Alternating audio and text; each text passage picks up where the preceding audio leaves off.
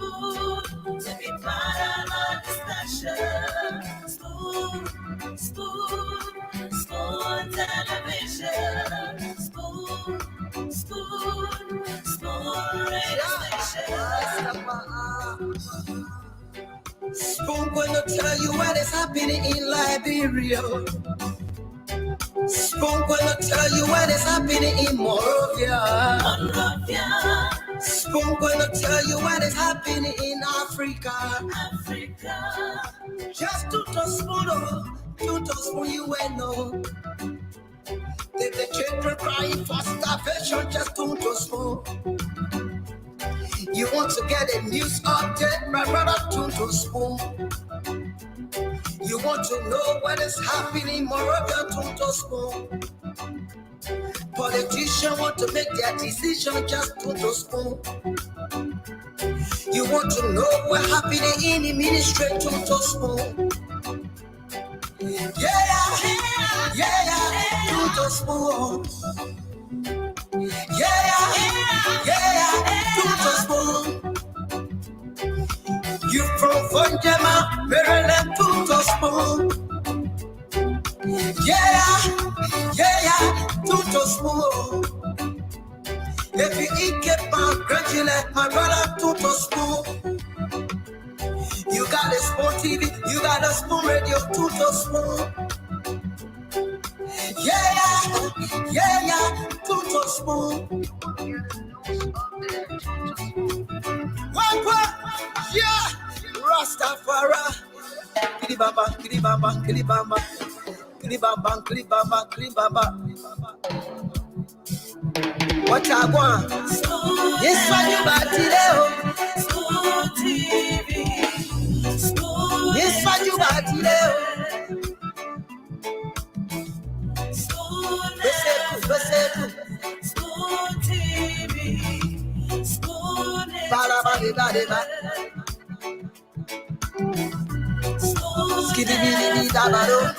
Spoon TV. Spoon entertainment. Yes, sir. A special one from the CEO, stand home with the spoon. And your boy, Friday the South Band. Charges on the beat. On the spoon to get your information. To the spoon to be part of our discussion. Spoon, spoon, spoon television. Spoon, spoon, spoon radio station.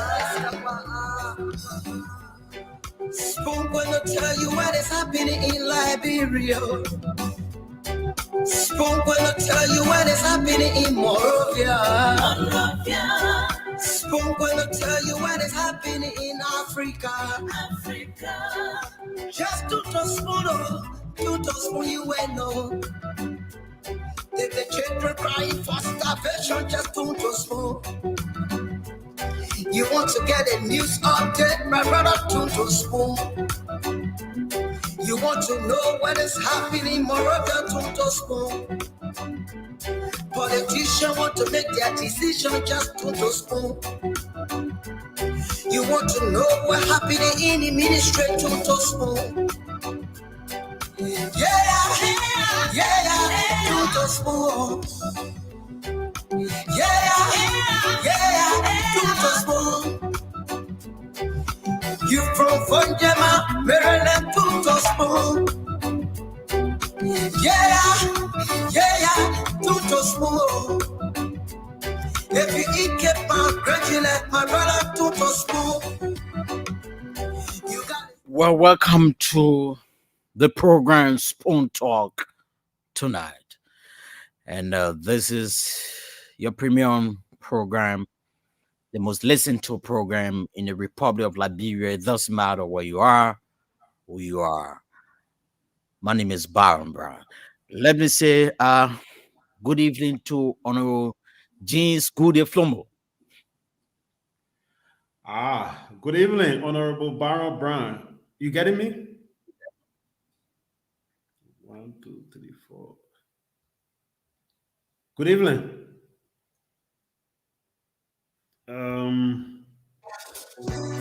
A special You getting one me? from the CEO, Stanton with the spoon. And your boy, Friday the South. Well, folks, Charging. good evening and a pleasant welcome if you're just joining. This is Spoon Talk, and coming up next is the most talked about conversation that is about to get on the way. And as soon as our team there in studio gets set up, we're going to be live on our various platforms. So, Baron, if you are good, let me know. James, I'm We, more than good.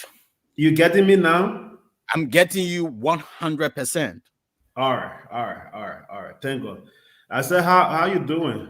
Well, I'm okay. Tell God, thank you for life. And how are you coming on as well? Well, my end is very good. We're managing. Yeah. Yeah. We can't complain, my man. No matter the situation, we'll keep moving. God money also, brother. Who will complete it? Yeah. You have to believe in yourself. The thing about life, if you don't believe in yourself, who will believe in you, James? You need to get self confidence Yes, if you are to move self-confidence. far. If you don't Yes. have self confidence, you former Minister Fagon will not have confidence in you. Oh, that's Yeah. true. Oh, And yeah. the He's good not part gonna of it trust. is that I love Whoa, Minister. whoa, whoa, whoa. What do y'all know about this life here you want to talk about? The man who advancing a good to advance the man. You're looking at two people that are two wicked things, and your man is waiting for you to the horse, so you're advancing now what did you say? Hello, Minister. I come here. God marry me too. Ah. Thank God. Mm. You know, some of our friends can't say God marry them. That would money then. They already with God. That is. Hey. People who are not a God, what they call them. But you know, we're going 338. Dr. Francine will greet all her family, her friend, her relative. Today, we're running. We're not even waiting. We're running. So what we got, Baron? What we got, Baron? Well, basically, for my end, the most trending news, I got information, but tomorrow at the campus of the University of Liberia, the main campus, is going to be an intellectual fire. I got this information as a journalist that Representative Akaras Gray, tomorrow he's going to be at the University of Liberia campus, the main campus. I thought he posted at 13. No, tomorrow. Tomorrow is actually the date. That's what they want to do tomorrow in order to defy supist, where the perception is that that area is a no-go zone for government officials, the art of jeering or booing at government officials. So I just got this information that on Akaras Great back tomorrow with some seditious, the youth chair, they will go there tomorrow in order to chant battle cries. And if supist, if they dare try to come out tomorrow, there will be intellectual insurrection. And so I got this information. It is trending right now on the social media. So this is where we are. That's the most trending issue right now in the country. Let's go to the national issues because I know James Goodday, he must itching to talk some of the matter. The reason why I say let's go to national issue is because as far as my lifetime can serve me right, no government have entered into a battle with the university students and won. They were defeated. No leader, not even Samuel Doe, nor the military leader Samuel Doe, nor the brutal regime of Charles Taylor, let me put it that way, with Chucky Taylor around and others. They've never managed. And every battle that has ever gone to the university campus have ended up at the executive mansion. That place is a bastion of hope for our democracy. And no one has won a battle there. The likes of Wotapia and others, the university have taken casualties, but the government, its operatives, and those undemocratic fellows have taken the worst.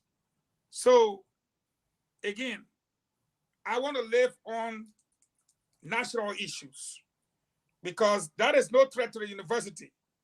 Akaros Gray have never carried manpower like Samuel Doe.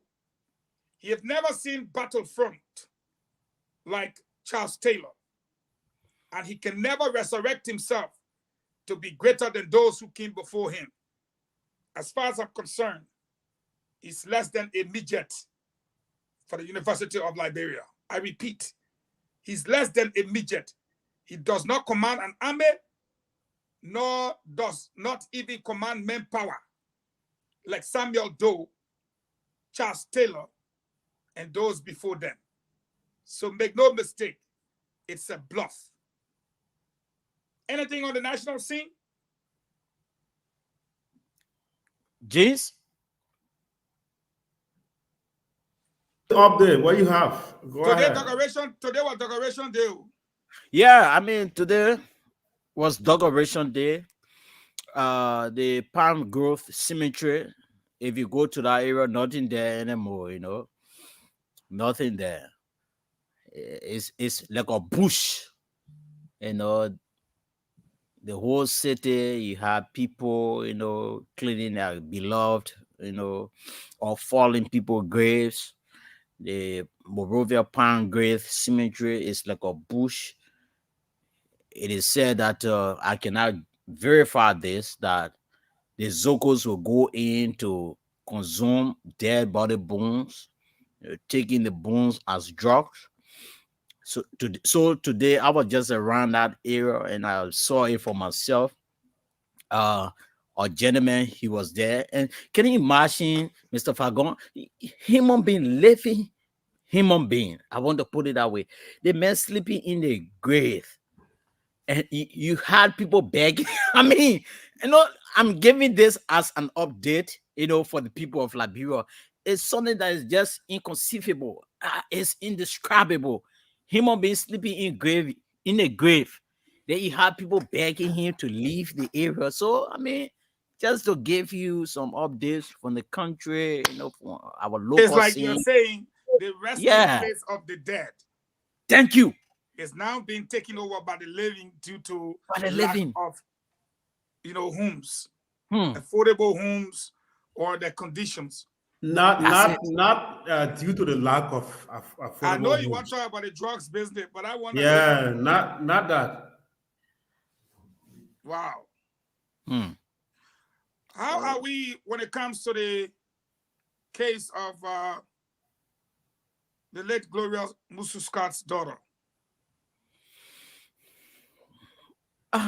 So I'm told that she was invited on Saturday. I guess you followed the story, and that was published by many of us, where the government said, or the police said, that they could not, investigate her or to get one or two information from her on the basis that, they had traffic problem, or they forgot about, the case on Saturday.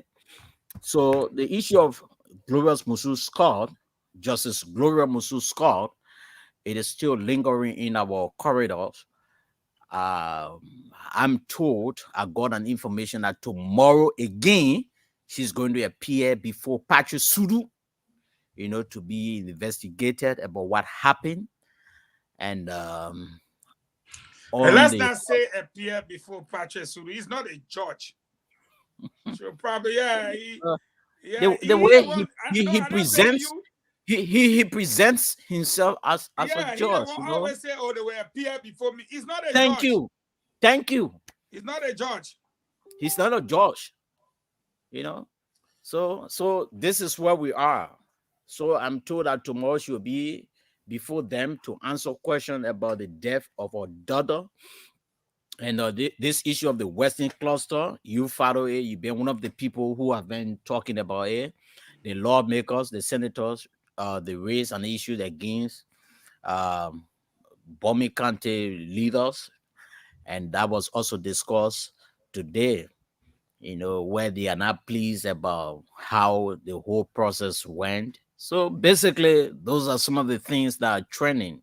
The Inauguration Day, Gloria Scott appearing tomorrow, hopefully tomorrow, to answer questions before His Honor, Patrick Suru, about the death of her daughter. I got on information that they want to, charge her with this issue of knowing about the death of her daughter, unconfirmed report. But again, we cannot verify some of these information that we get.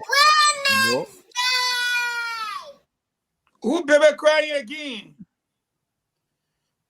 That James good promo. No. They want that. Alpha talk about it. He took the picking toy for him. Then the picking, he forgot he on TV. The picking's telling him no, he's still doing it. Well, man, now why one person said they can enjoy the show for because you can put story around everything, my man. You got skill. Okay, but who that small picking? You see, my man, that International Women's Day. The league, if you want to hear the whole thing, I can play it for you. It's very nice. No, that league, we see love on the screen. Explain who was saying you love thing. That chat room, my brother. Good day, I'll leave that one with y'all because nobody coming fool me yet. Is it that chat room? My man, if they say chat picture to you, but that Jackie said exactly. I'm my sister. Look at the child, just look at the child. Look at your complexion. Look at the child complexion. Happy International Women's Day! Oh, your daughter's so cute. That's what I'm telling you. It's so sweet. When you had that beautiful girl. I hope all of y'all celebrating, International Women's Day. I did a post where I want just say hello to all of you here and to all the listeners out there. I did a post with a guy with handcuff, with hands in the back. And I said I had the women abusers, the rapists, the women murderers that is celebrating the International Women's Day. You probably can go for controversy on your set, you. What? The women are running behind you for that book. They my man, look, the idea, anybody should learn this. If you can live to fight another day, you live. And then you fight. So some of us are natural fighters. And we don't care what people say because people have opinions, especially uninformed people. That's just typical. They will have opinions. That's a fact. So we can't control that. I mean, they don't understand the real issues and they won't side with people. They won't show that their sycophantic nature is more important than their own, dignity or, self-respect. That's up to them. But it's just true in our culture that women are abused. We are marginalized. And marginalized. Yeah, very marginalized. I mean, women have to pay with their bodies for everything or job that they're competent for. Somebody who probably even got a level of competence, they have got to have sex with them before they get the job.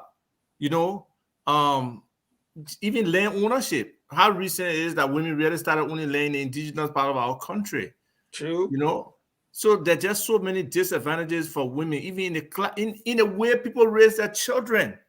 They assume that the girls are not supposed to go to school, the boys are supposed to go to school. On what grounds? Right. And I've always maintained from the time we're in school that women are smarter than men. And anyways, I still hold that. Hey, she asked me to moderate today, but today International Women's Day. And let me welcome Dr. Francine and inform her that the people have overwhelmingly voted that we're leaving from here 6:30. Your coming on has put Baron in the back. Baron, you are coming back. because while I'm going to welcome Dr. Francine Chinaway, well, Baron, come by here. Don't run. I'm here. We're going to welcome Dr. Francine, and I want 10 minutes of phone calls. Mainly from women in Liberia. I was going to start the show like that. Let them, the only thing they will not do, they will not cause. But how they feel as Liberian women, how they are treated, what some of the things they do to them that they don't like, they are free today. This is the station. Therefore, that Dr. Francine will answer them. So, Dr. Francine, not 2 minutes for you. Don't introduce yourself.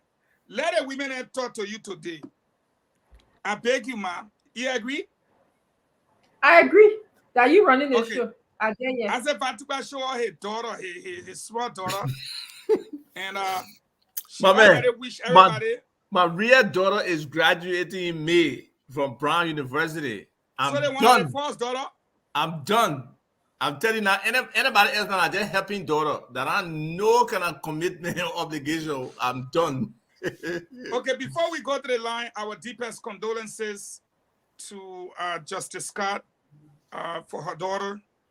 As a mother and as a Liberian woman, we all know how it feels. And to all of the women out there that have lost a child to rape, to abuse, to extreme poverty, indeed, you Liberian women are the real heroes. When the war was fighting, and the men couldn't come Osa, you're the one king Osa. When the men couldn't disarm the children, you're disarmed the children. And when the men couldn't bring peace, you guys were the ones that lie down on your bellies to bring peace. So you guys are the true heroes of our country. And this next 10 minutes of this program will be yours. Speak or forever hold your peace. Baron, announce the line. Okay. And any line you see woman on, tell the man phone it. Okay, I'll do that. Yeah. So let us go to our telephone lines right now. 0777 777 1075. 0555 And Brian, the way you must do it, let's say a man on the line.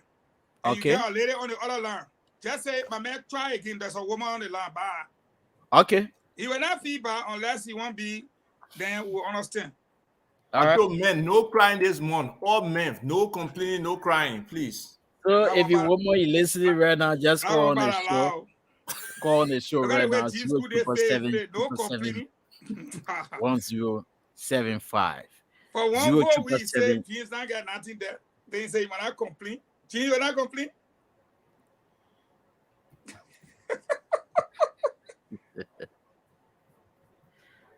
Okay, let's take this person. Hello. Oh, this person just left the line. 0777 1075. This person. Good evening. Good evening. Good evening. Wow. 0777 1075. That's the number you can use to be live on the program Spoon Talk.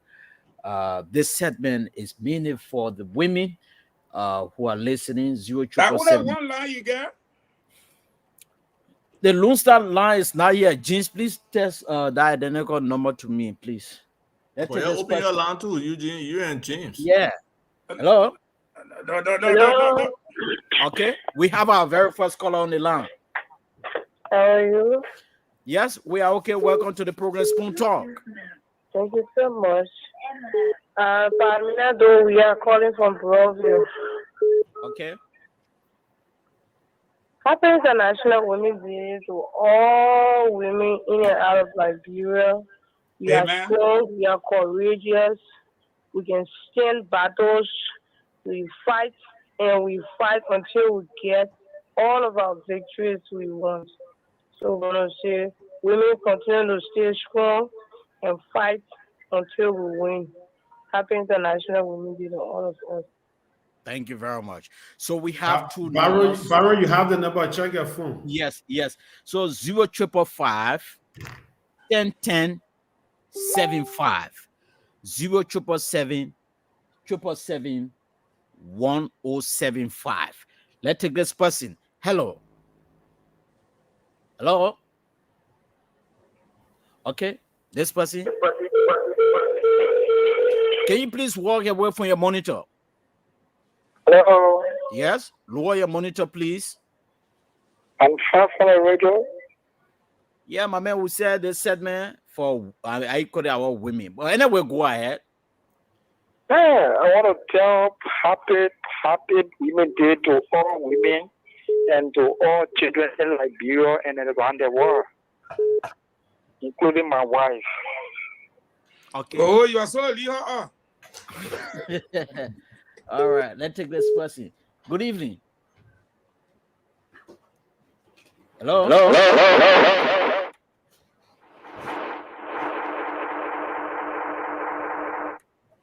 Good evening. Hello. Welcome to the program Spoon Talk.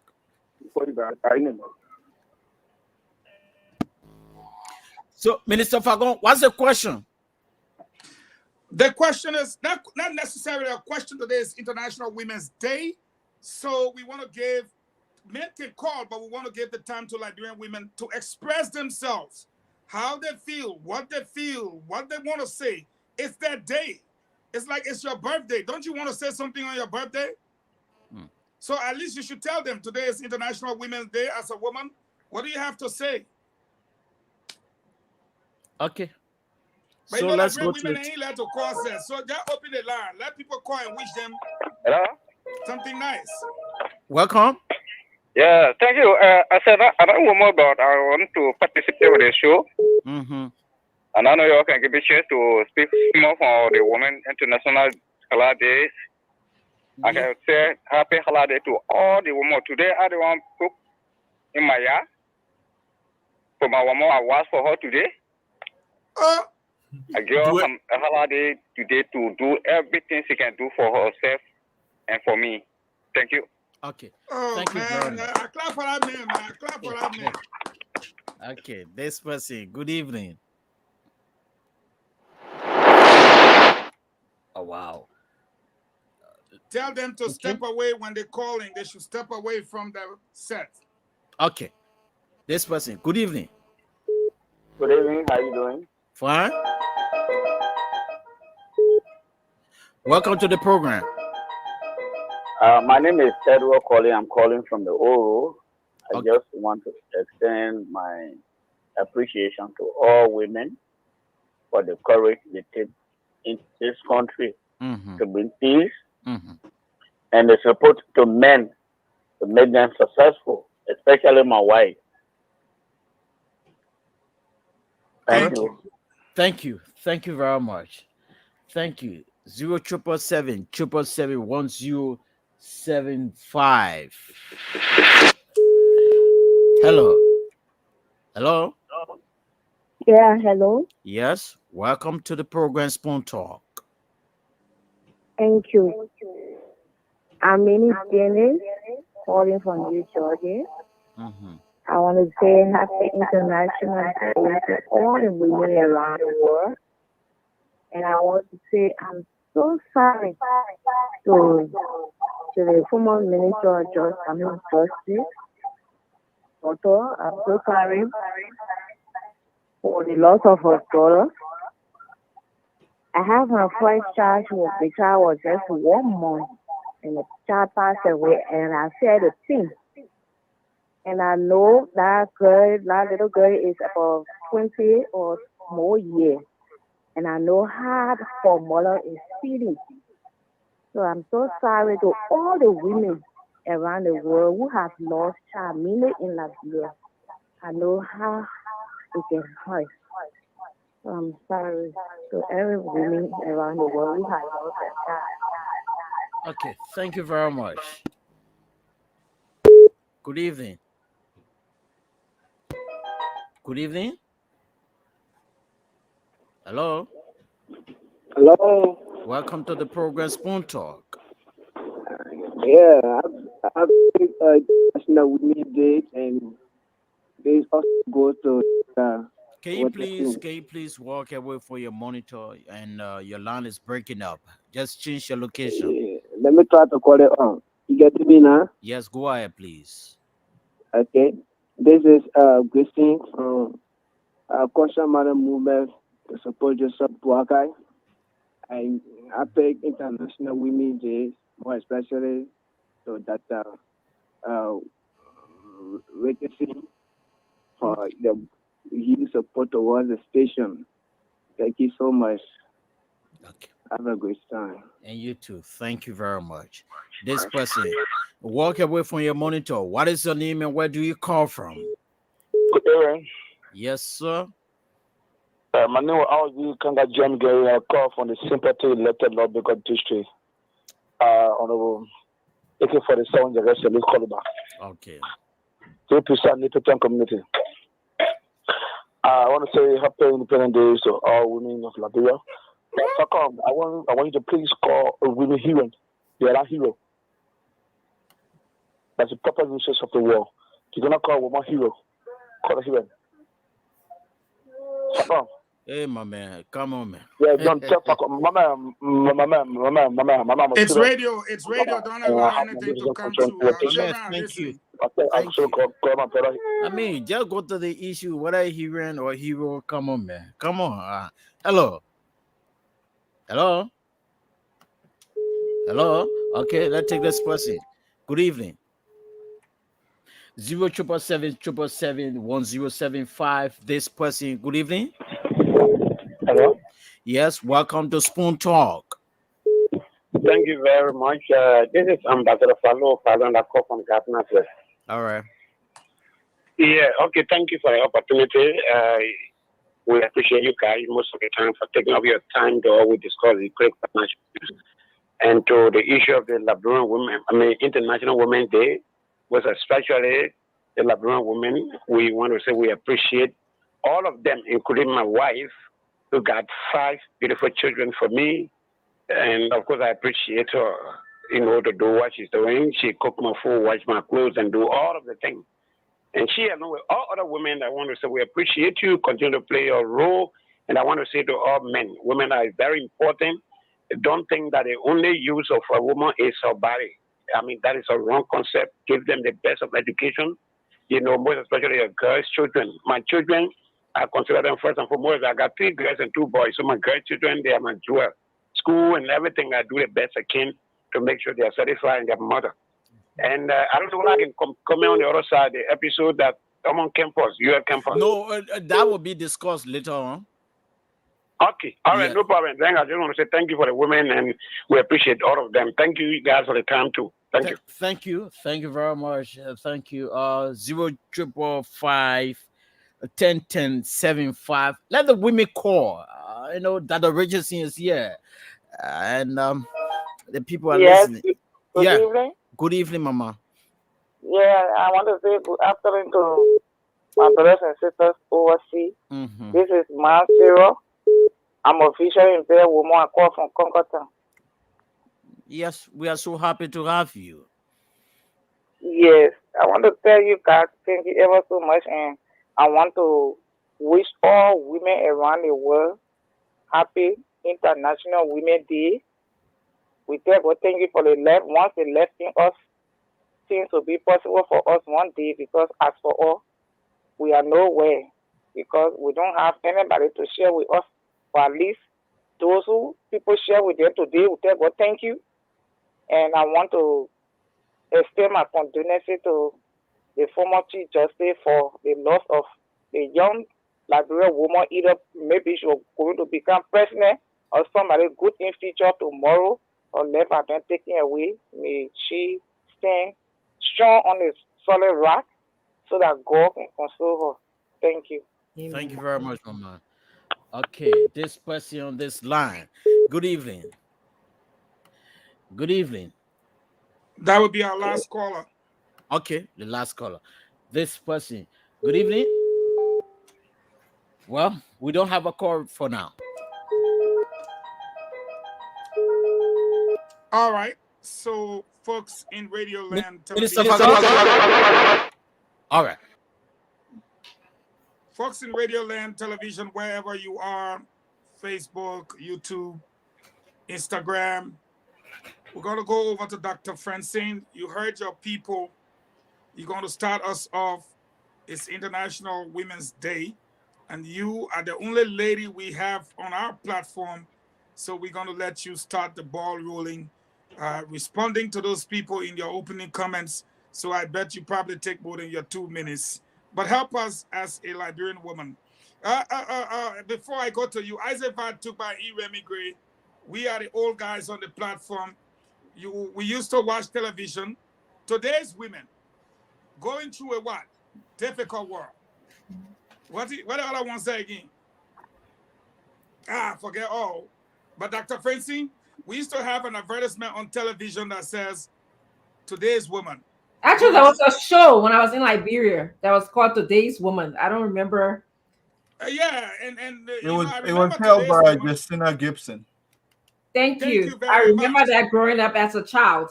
But you know what? Maybe I can offer you a treat and call Justina Gibson and see if you want to say a few words. Please do. Please do. At least then we can forget about the baby you show on the TV. So I call you just too funny. You fussy and funny at the same time. But as Ava is calling go ahead, then we will Gibson, get to her. I actually want to say on behalf of the female CEO, Miss Titi Kana, and the owner of Spoon Network, Mr. Stanton Witherspoon, the panelists who are here every week, and the producers and other employees of Spoon, we want to wish all the women a happy International Women's Day. Women of Liberia, you are the foundation of our country. Liberia depends on you. I trust that you will make excellent choices to put our country in the right direction, to make our country a more deserving country. To all of those callers who called to express your appreciation for me being on the show, and those who didn't have the opportunity to call, I want to thank you so much. I also want to say that our former president, Madam Ellen Johnson Sirleaf, was recognized today in Money Control News. She, along with Angela Merkel, Jacinda Ardern from New Zealand, Ellen Johnson Sirleaf, our president, Indira Gandhi, Margaret Thatcher, they were all recognized today as strong women leaders. There was a small clip that was written for Ellen Johnson Sirleaf that I'd like to read. It says, Ellen Johnson Sirleaf was the first female president in Africa, serving as the president of Liberia from 2006 to 2018. She is widely regarded as a trailblazer for women in politics and played a crucial role in rebuilding Liberia after several years of civil war. Johnson Sirleaf was awarded the Nobel Peace Prize in 2011 for her efforts to promote peace and gender equality. So I just want to say it's a pleasure being here on the show. Personally, I want to tell all of the line of women. I come from a strong line of women. My most recollection is my grand aunt, who actually served as my grandmother. Many of you may not know this about me. She actually came from the DC Clark district. The Swan around the Swan area is called the DC Clark district. I spent many years as a child in the town, in the village in that area, and she protected me from slaps and beats that I was about to get from my mother. It was just great knowing her. She was a Zoe in the community. As a child, I didn't understand all of those things, but I want to just say Happy International Women's Day to all of the women who are part of my ancestral pool and make me who I am today as a strong woman. Thank you very much. Lord have mercy. Look who shows up to the party. Okay, everything I said, Jack, I raised for Sarimati and Pierre, huh? No, Mr. Marco. We waiting. He putting me in all kind of problems, though. He putting me in all kind of problems. You will never get problem. Don't worry about it. Alpha, you got something for us before we welcome Salimatu? No, let's welcome her. I think Mrs. Gibson Gray is in transit. So, but as soon as I connect with her, I'll definitely, let you know. But hey, my little sister Salimatu, welcome. Happy International Women's Day. Nice to see you and your role and participation on this show. Keep it up. You've always been there for women causes from forever. So I can appreciate your presence here and your presence on this day and how wonderful it is. Even on the show, she's still fighting. No, she's been a fighter for women issues forever. So, but we can take it from Dr. Francine. When they decided to take this platform away, Dr. Francine said, but there will be no platform for women. I may as well sit down right here. 4 men went after her. She proved that her grandmother was a zoo. I mean, you get little people there. No, because I was here. My grandmother was a zoo. Yeah, her grandmother was a zoo, so she stood up. But anyway, Salimatu, you're welcome. Good day. We got our guest in the background, your best friend? Not yet. Folks, he's not even picking my call. Oh, no, he can't. We're not a kind of cheap date, so. Your Frankenstein us up 2 times. The 3rd time he will see her coming with our boyfriend. Oh. Yeah. He can't stand us up 2 times on a date. We're not working for him. He got to come today. Our friend. He ain't come today. He's not our friend no more. Period to that. But anyways, folks, we're going to start the show rolling. Today is International Women's Day. Today was also Decorations Day, where we pay homage to our parents, sisters, brothers, uncles, aunts that have all gone before us. Literally, we say we pay homage to our dead loved ones. Having said that, lots of things been happening in and around Liberia. Today, I want to start the ball rolling with some of our memorable, it can be relative, it can be a statesman, a stateswoman, a politician, a renowned Liberian, a clergyman. Today being Decorations Day, where we pay homage to the dead. I'll start with Salimatu, but before then, let me welcome Connor E. Remy Gray. You come inside, you just quiet. The other Connor, I don't know why the Liberian for you. Because I'm a mess will be rough. You can't yourself so be fighting to control you. Well, it depends on your MOS. My MOS, I was an intelligence officer, trained by the Israeli as well. So I'm always conspicuous. Echo. What a minute of conspicuous now. What would tell me? They say you are trained by the Israelis. Yeah, I'm so Israeli trained. In other words, I can enter swear and just I just enter swear. You just breeze, huh? Just a breeze. Folks, let's use 1 minute and remember some important person in our life and as well as the country. And then we go into our operations for today. We'll begin with Salimatu. Okay, so once again, hello. I'm talking about Decoration Day. Decoration Day, International Women's Day. And yes, International Women's Day. And you want to remember. Don't remember me, I'll tell you. No. I won't put you there. You got plenty of work to do here. So you're ready to go. So yes, good evening again. It's great to see Ava, even though we're in the same state. I haven't seen him in a while. But it's good to see Ava. Great to see you guys. Just tell the people want to go other town to Atlanta, other places, and I can see you, or New Orleans, I can see you. The other player, you got to put out thing talk outside.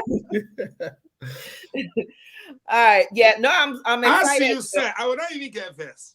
No, we in Maryland. We in Maryland this weekend. We're coming outside.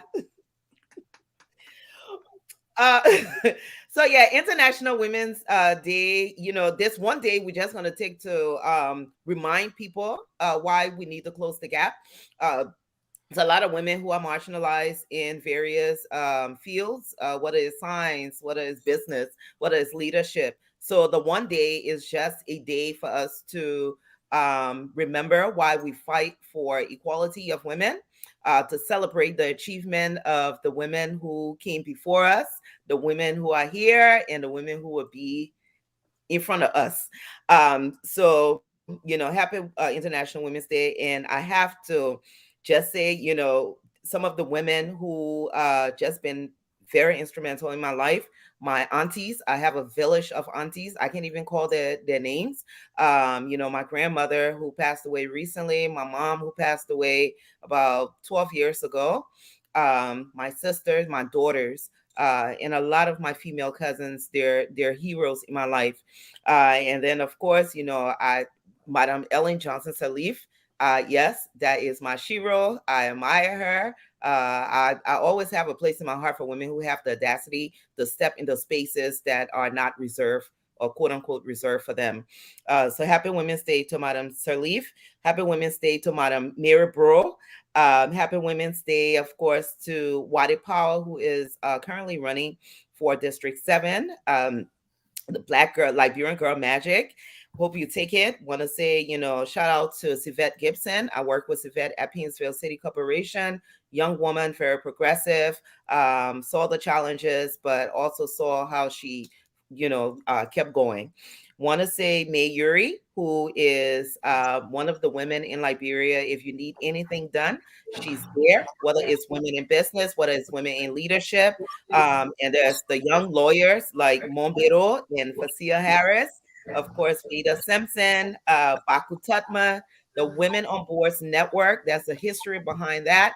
But those are women who are trying to make sure we have qualified women on boards and within leadership fields. And last but not least, the entrepreneurs of the Academy of Women Entrepreneurs. So, happy Women's Day. Let's keep fighting. The fight isn't over. It's a great fight. We here, we'll be fussy until we can close that gap.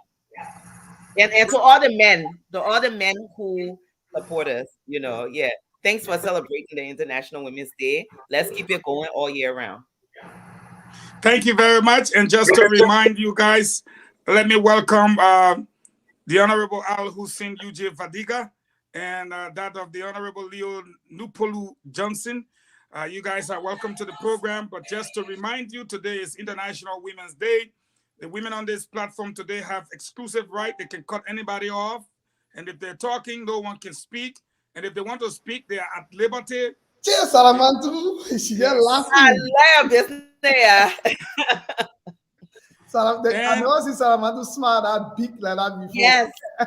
and just so we know, if they get a call from a prominent Liberian woman or some lady, they can take the call and we will pause the program. Today is the day we will honor them in every way, shape, and form. We'll now go over to Dr. Francine. You're muted. I will continue with my happy International Women's Day for all of the market women in Liberia.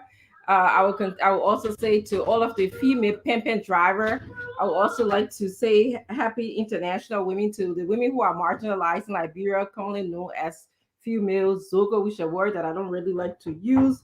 I want to say happy International Women's Day to all of the women who are struggling to raise children, the single mothers in Liberia.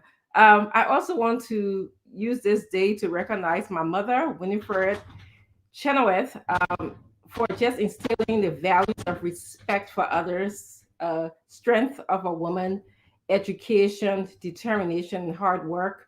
I don't know where I would have been if my mother wasn't the type of woman that she was, the person who just kind of moved in different circles regardless of her status.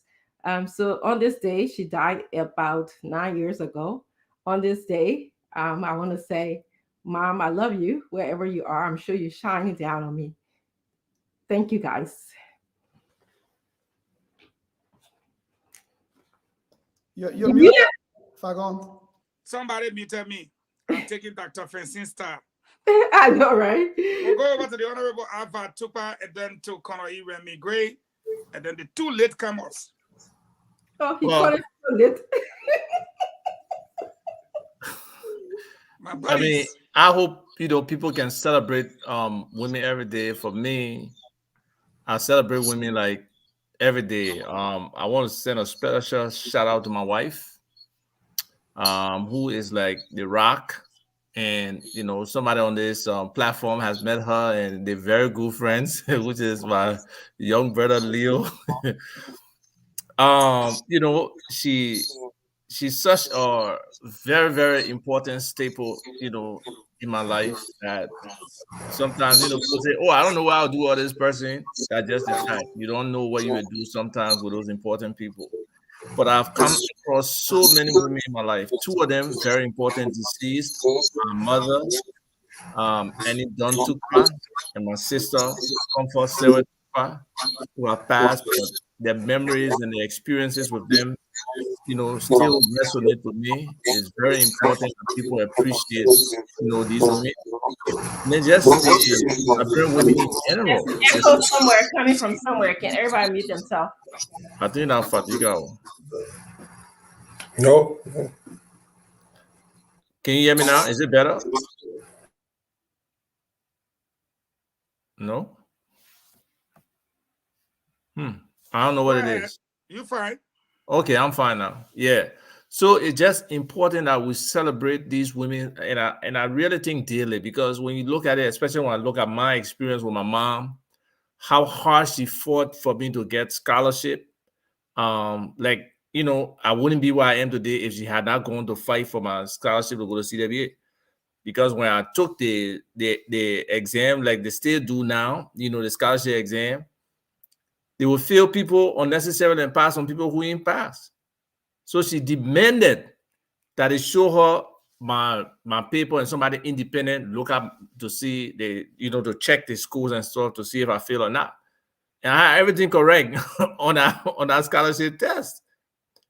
And I was able to get a scholarship from there and be able to get a scholarship to go to Cottington as well. So for all those mothers out there, don't give up, be persistent, demand. If you have confidence in your children, try to push them as far as you can, to help them, to make them who they are. So this is a special day for me in general.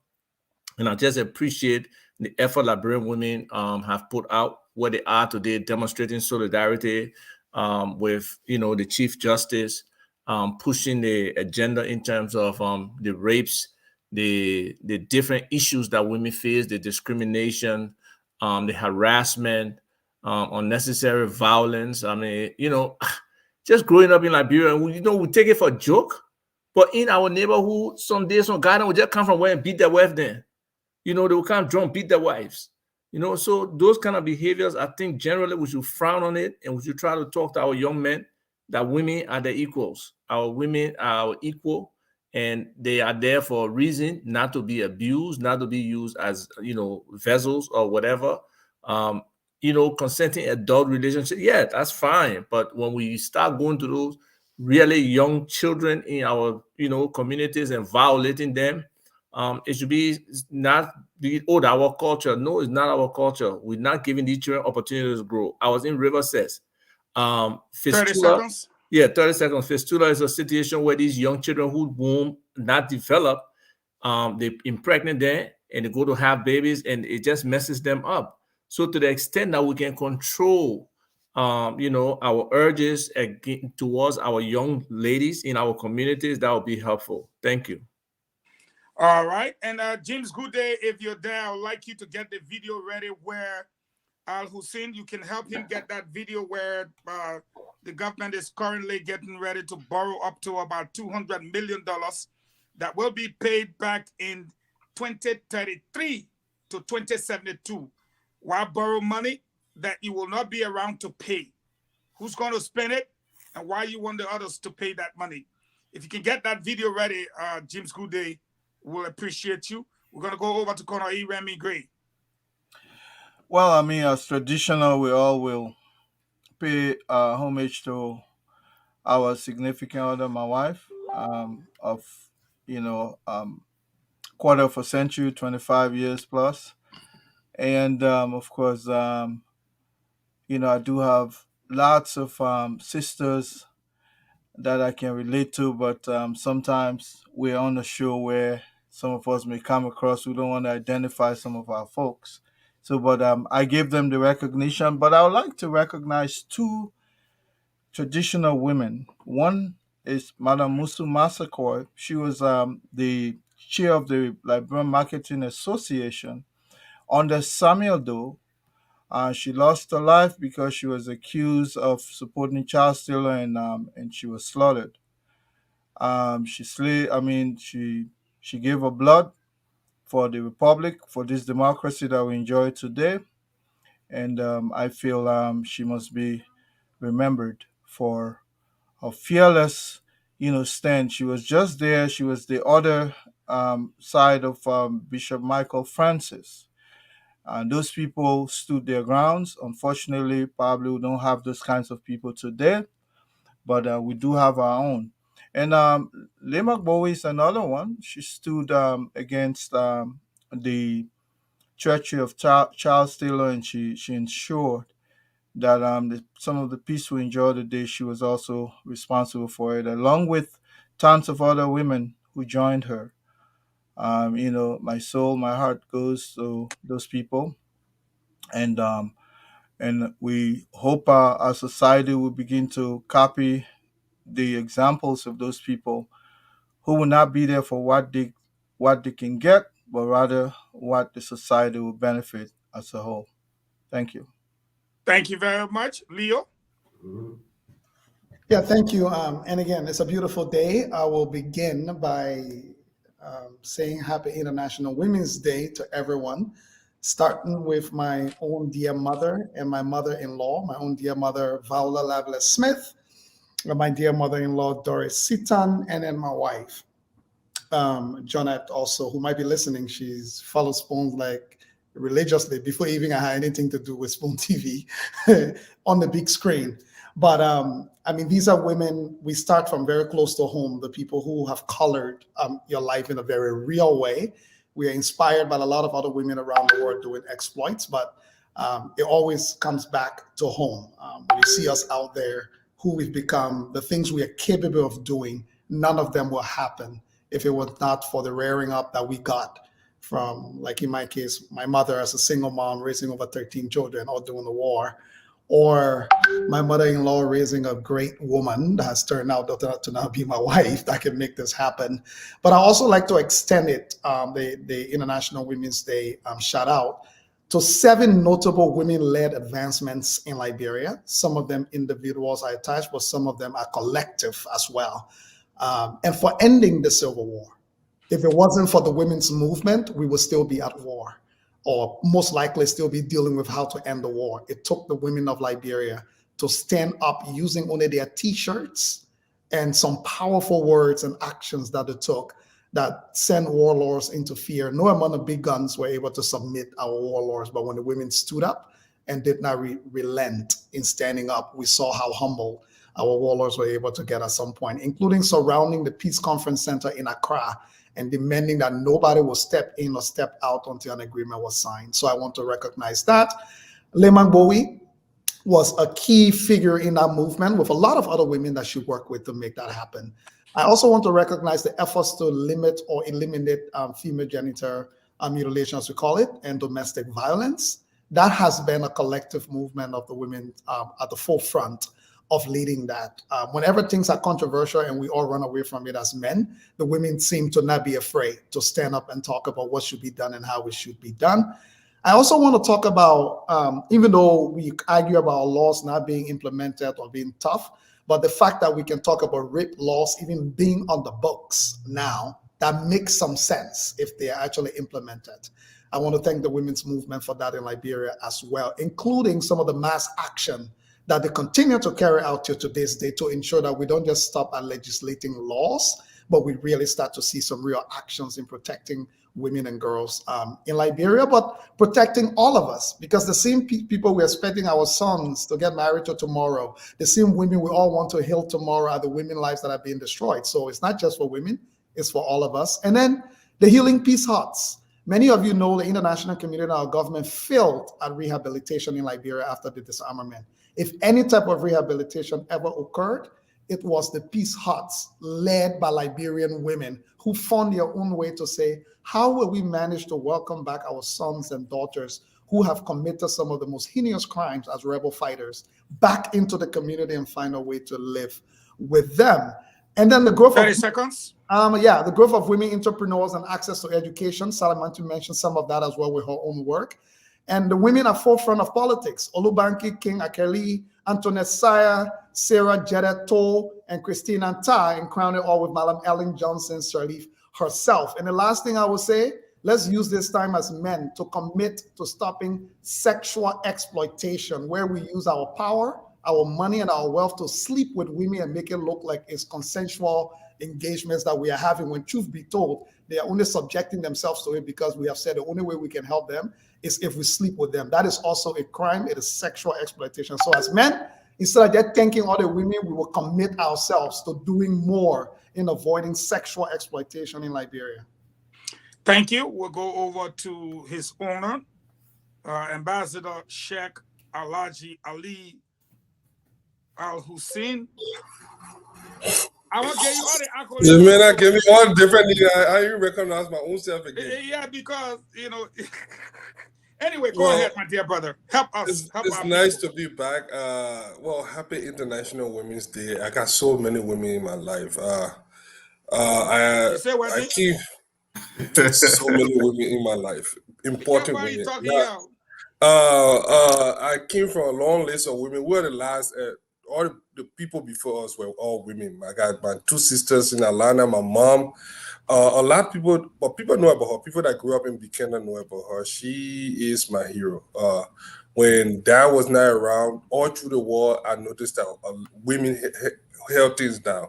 Our house was this hospital, clinic, everything. And because she was the head nurse at the government hospital, almost half of the babies I would say half, it's a little bit exaggerated, but a lot of babies were born in our house, from the bathroom in our house to the government hospital. So everybody knew Christina Cyril Marshall. And then she was a head nurse at it. So even when we came back during the war, she still held her position there until she retired and came to the States. So she's my hero. We got a bunch of nurses in our family. But what this day means for me is that when I look back during the war and look what women did for Liberia, had it not been for women, I think we'd probably still be fighting the civil war in Liberia. I know that when we couldn't get out, over the last couple of years, I spoke to a couple of Liberian women. I can tell you how many women were raped, and nobody knew about it. They carry those scars and they get into a relationship and they manage to survive all through this time, and they are so precious. Even when you come to the U.S., women hold down the house. They have always been there, and we cannot thank them enough. As a father of a daughter, my only child right now, it means a lot to me. Knowing that she grew up in this world, that she's one of the few that has been marginalized, and we're still fighting for equity, and we will get there. We have made stride, and we just need to continue to support them until we can get there. And now, I will leave it at that. And I look forward to getting into the plenty talking we got to do today. Well, let me start by thanking the old giant, my mother. We refer to her as the old giant. On her own, she managed 9 children, biological. And all of us are okay. We lost our brother during the Civil War. We're told that he was executed. But apart from that, I have my 2 biological brothers. I wasn't born into wedlock. So I have my sisters. They're all there. The old giant had to sell shortbread, gravy, dry meat, all kinds of things just to pay tuition in schools like Race Institute for my brother Aaron, my sister Yata at BWR, my sister Tonia at CWA. I was in the Catholic school, ABC through 12th grade, so you know how tough that was for that woman. All of us today are successful people, so she's actually the old giant.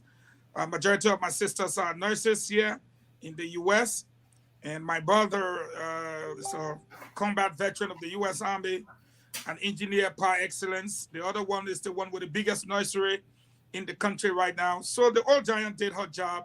She was more than an international woman. And let me say thank you to the mother of my kids, my 4 girls, Miss Gloria Scott. It's not easy to have children for a Eugene Fago. Let me just talk it that way. You don't know even what time in the morning you will wake up and finish killing the man. They may not get a trouble, president and all the men on president need. And then you go born children for the man. The torture for her alone. Don't even want to know if you guys really know what I'm talking about. Sitting on the platform. The other day somebody said, look at all of Leo men with low head. Imagine a Leo had children that were reading that kind of thing. Look at Bobo Kef. Look at the other, they will call us all kinds of names. And our children will be subjected to this kind of humiliation, even though they're not part of it. So as a mother, you see the other man say, but you're not okay, Fago. If I were on his side right now and standing with him and say, Cyrus, we will do this together, you'll be like, Bobby, don't even worry. Asian man, champion. And so, look at the other one, say 20 seconds. Okay, fine. So I'd like to pay homage to the mother of my children, Miss Doris Kaifa. She went on to be a strong woman, taking care of those kids almost by herself, obtaining a bachelor's, obtaining a master's, and runs a series of programs here in the state of Tennessee. And to my 4 daughters, BCA, Zena, Joy, and Precious. But more so, let me pay homage to the likes of Gloria Scott, who took other people's children and said, you know what? This one that my own, I will send her to school. And on the verge of her graduating, to be able to help Leo with the library or other people as a nurse or whatsoever, she's brutally murdered. Let me pay homage to people like Gifty Lamar, who today is no more, trained by the Americans as an auditor. Let me pay homage to those guys that died. Their wives today are widows. Whether it be Albert Peters, whether it be George Fambutu, whether it be Mavi Early, whether it be Bateniswa, whoever it is, their wives are today widows, and they will carry that burden and that scar, and they will have to care for their children. Happy International Women's Day. To all of you, the women in Liberia, you're strong. We take our hats up, we salute you. Because anything happening in our country again, going on the day. We are notorious for it, we quit to run away. So y'all thank you plenty. Folks, today we're going to open the floor on, I think our guest skip on us. We don't know whether James Goodday is in the back. Goodday, are you there? But folks, I'll bring something to your attention as Goodday prepares. Who was going to be the guest? Andrew Peter, the Secretary General of the NPP. He refused to sign the suspension letter for his chairman. And when his chairman suspended the lady, he also refused to sign his chairman suspension letter. So we called him right in the middle and we asked him to come. And he promised us that he was going to be here to explain the constitutional portion of his reliance. What he relied on to say, I'm not signing this and I'm not signing that. We're going to still wait for him up to 5. If we don't see him, we intend for the Liberian people to have a contribution. But on our plate right now, something went to the Senate, guys. And the president put all these instruments on the floor. He's borrowing 20 million here, 30 million there. But one thing will strike you is that all of the borrowing payments are to begin by 2033. It simply means that I will borrow the money, I will spend it. They say my government is the most corrupt. We can hustle here, but then when we leave power, you can come and start paying the children. Especially you guys graduating from LU. This is about 10 years from now or so. So today, I will begin with Salimatu, asking her. The video is being prepared. You will have to hear it for yourself. The point I'm trying to get to you is that Prince Johnson said, we are borrowing, and leaving it for the next generation. Why do we continue to borrow over and over instead of attracting investors that will increase our revenue basket that's going to help us to take care of some of our own problems and leaving it for the next generation to pay? What sayest thou, my dear sister? Yeah, well, you have a administration that, number one, they don't respect good governance. I said before, it seems as if CDC came in not to govern. A governing is not their strong point. So they're there. They don't know what they're doing. They don't want to seek help from the people who are qualified, because I've known some, I still know some very qualified seditions. Well, most of them passed now, they're not leave. But this government just decided, no, they're gonna come in. They didn't come in to govern. They came in to enrich themselves, which we are seeing. They're very open about it. They don't know what we had to go through to even erase our debt. A lot of times when we remind people that when Madame Sirleaf came in, that was one of her major accomplishments, people tell us, oh, yeah, shut up, man. That's in that big accomplishment. And yet we're going back to the same thing. We want to borrow money because in their heads, they're not here to govern. They come however way they can get the money, they will get it. The first thing that the first problem that CDC ran into was what? Missing money from the bank. That was the first problem. The first thing on their list of thing was the bank. My experience being in Liberia, I remember when they took over, there were people who were claiming to be seditions, going to government agencies, telling people to vacate the building. They were searching in drawers, thinking that, cabinets and stuff, thinking that there were money in these government agencies. So it seems as if when they came into power, the first thought was money. It started with money. It's going to end with money problems. That's what we'll see ourselves. They're not concerned about the next generation. There was no plan coming in, so they really don't care. We'll be there on our own. That's the history of Liberia anyway. The generations before us, for some reason, nobody tend to look out for the generation after. It just, when we were kind of, we'll do what we can do, that instant gratification. The next government are kind of your own. So, and we refuse to change things. It's sad to say, but what can we do? Besides, when we go to the polls, we need to start thinking about the future. These are some of the things that people need to think about when you go in to vote for somebody. Is this person in it for instant gratification, or is this person in it for a long-term vision for the country, that they can come in, that they're able to manage the money that we're getting, that they're able to make the environment conducive enough to attract foreign investors to come in, and that when they bring foreign investors in, they're not bringing people to just come and rob our natural resources, but the people are actually benefiting from it. I will say quickly before I stop, Maslow hierarchy of needs. We hear people talking about it a lot. The pyramid that Maslow designed that says that every human being have to pass one level to get to the next level. The basic level, that food, that shelter. Yeah. And my aunt, who is she's been in the medical profession for over 30 years, she always joke about it when we're watching TV in America. She say, America has accomplished everything on the pyramid. The last thing is self-realization, actualization. She said America has accomplished everything that they even know what to do again. They're off the pyramid.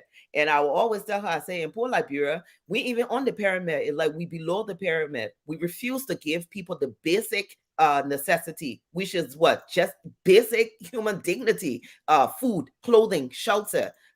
So, it's a sad thing. But again, let me push this on you quickly. What would be your appeal to the Senate? Real quick, 1 minute. Should they go ahead with those instruments or hold them back? Hold them back. Why are you what are you getting money for? The money that you got there, you can't manage it. You're able to ask people for money. So why are you bringing money into the country? Thank you very much. James, you got that stuff ready? Or are you still working on it?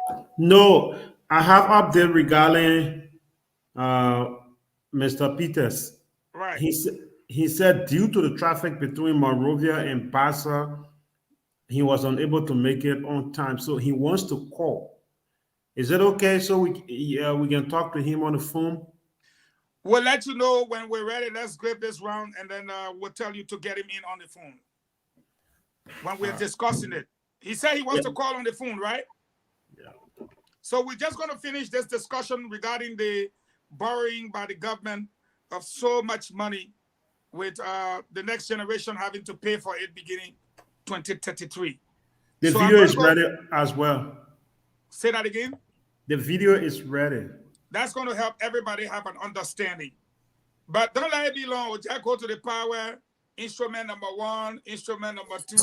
You know how I think you should just let him read the letter.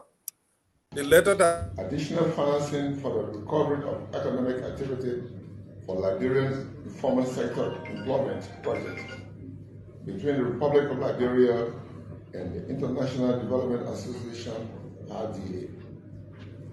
This agreement was signed on January 26, 2023, with the objective to increase access to income earning opportunities for the vulnerable in the informal sector in response to crisis.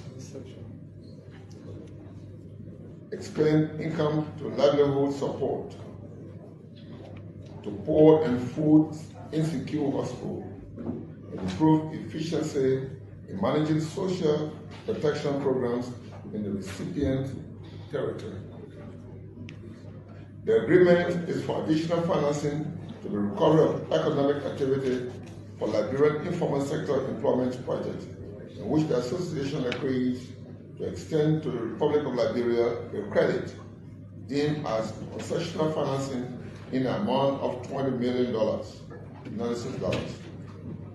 The principal payment dates are February 15 and August 15 in each year, beginning February 15, 2033.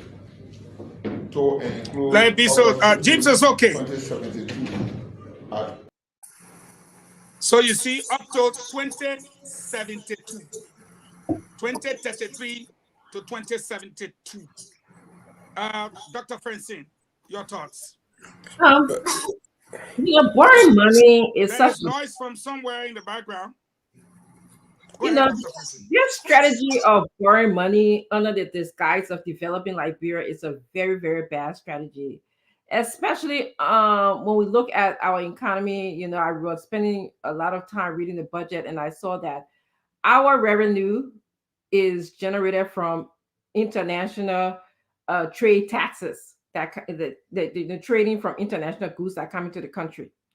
And then a second portion of our revenue is generated from donors that we receive from international communities. So the question is, what happens when Liberians cannot purchase those goods so that we can accrue revenue to sustain our economy? So it's like who's going to pay for all of this money you're borrowing? That's my question.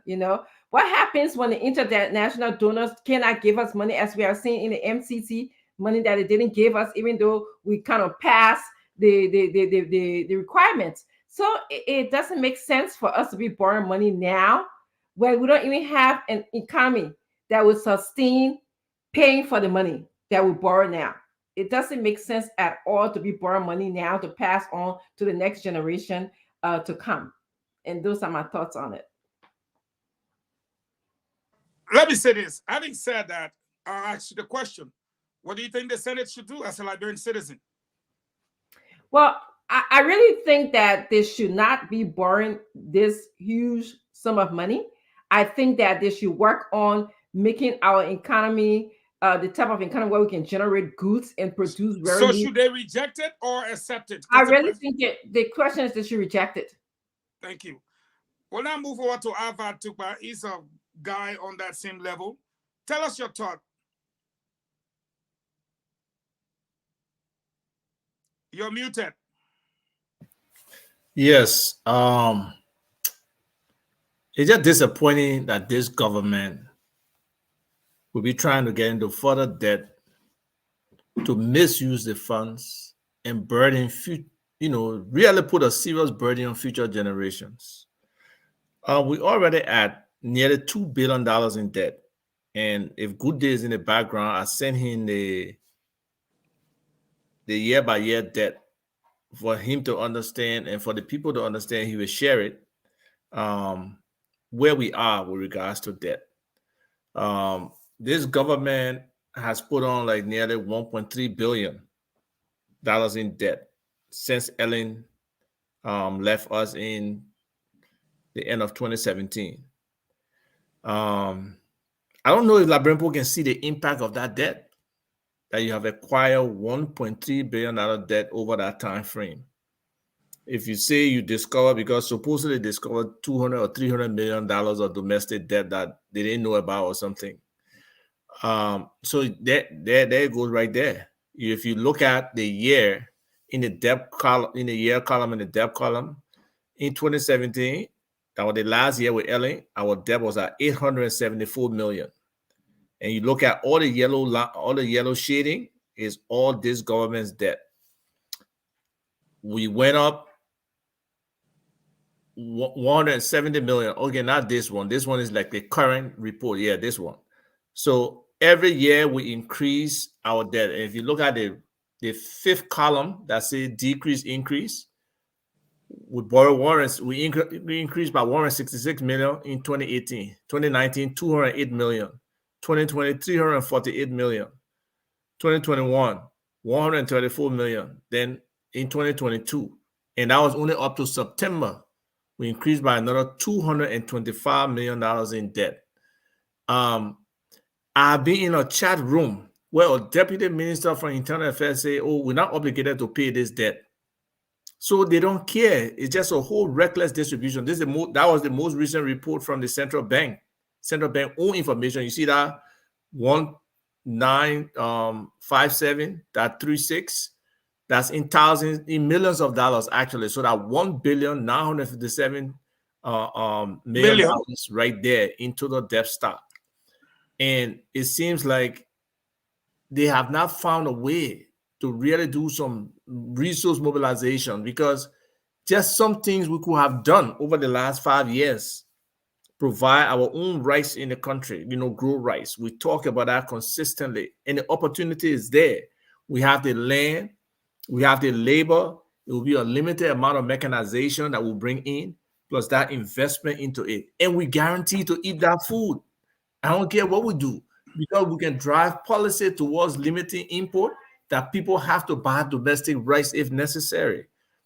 And, the African Union is talking about Africa being the breadbasket. Our foreign partners, they're probably nearly 200 to 250 million sitting down in potential money that can be infused into our agriculture sector that we cannot find a reason to use. And it's just deadly on our economy. It's affecting us. We're not creating jobs. Agriculture alone, we can create 30,000 jobs easily. You get like about, on the low end, 1.8 jobs for each hectare of land that you farm for rice. So just imagine if we can put 20,000 hectares into production, that's 36,000 jobs we can create for our people. And that, to put that into production, is not more than $10 to $50 million. And you will get that money back on the production end and the sales end. And you're creating additional jobs in terms of the value addition to the rice. So it's just pathetic that we cannot move our country forward. And we talk about these things. It's not new to the CDC. Thank you. And let me push this on you. Mm-hmm. Should the Senate run with it, or just get rid of it? Well, I mean, it all depends on the reason. You see, when you get in debt, you got to do some kind of value analysis around why you're getting the debt. Right. The specific benefits that will accrue to the country, and be transparent. But this government has been borrowed. Do you think a lot of people know how much money this government has borrowed or why they borrow money? No.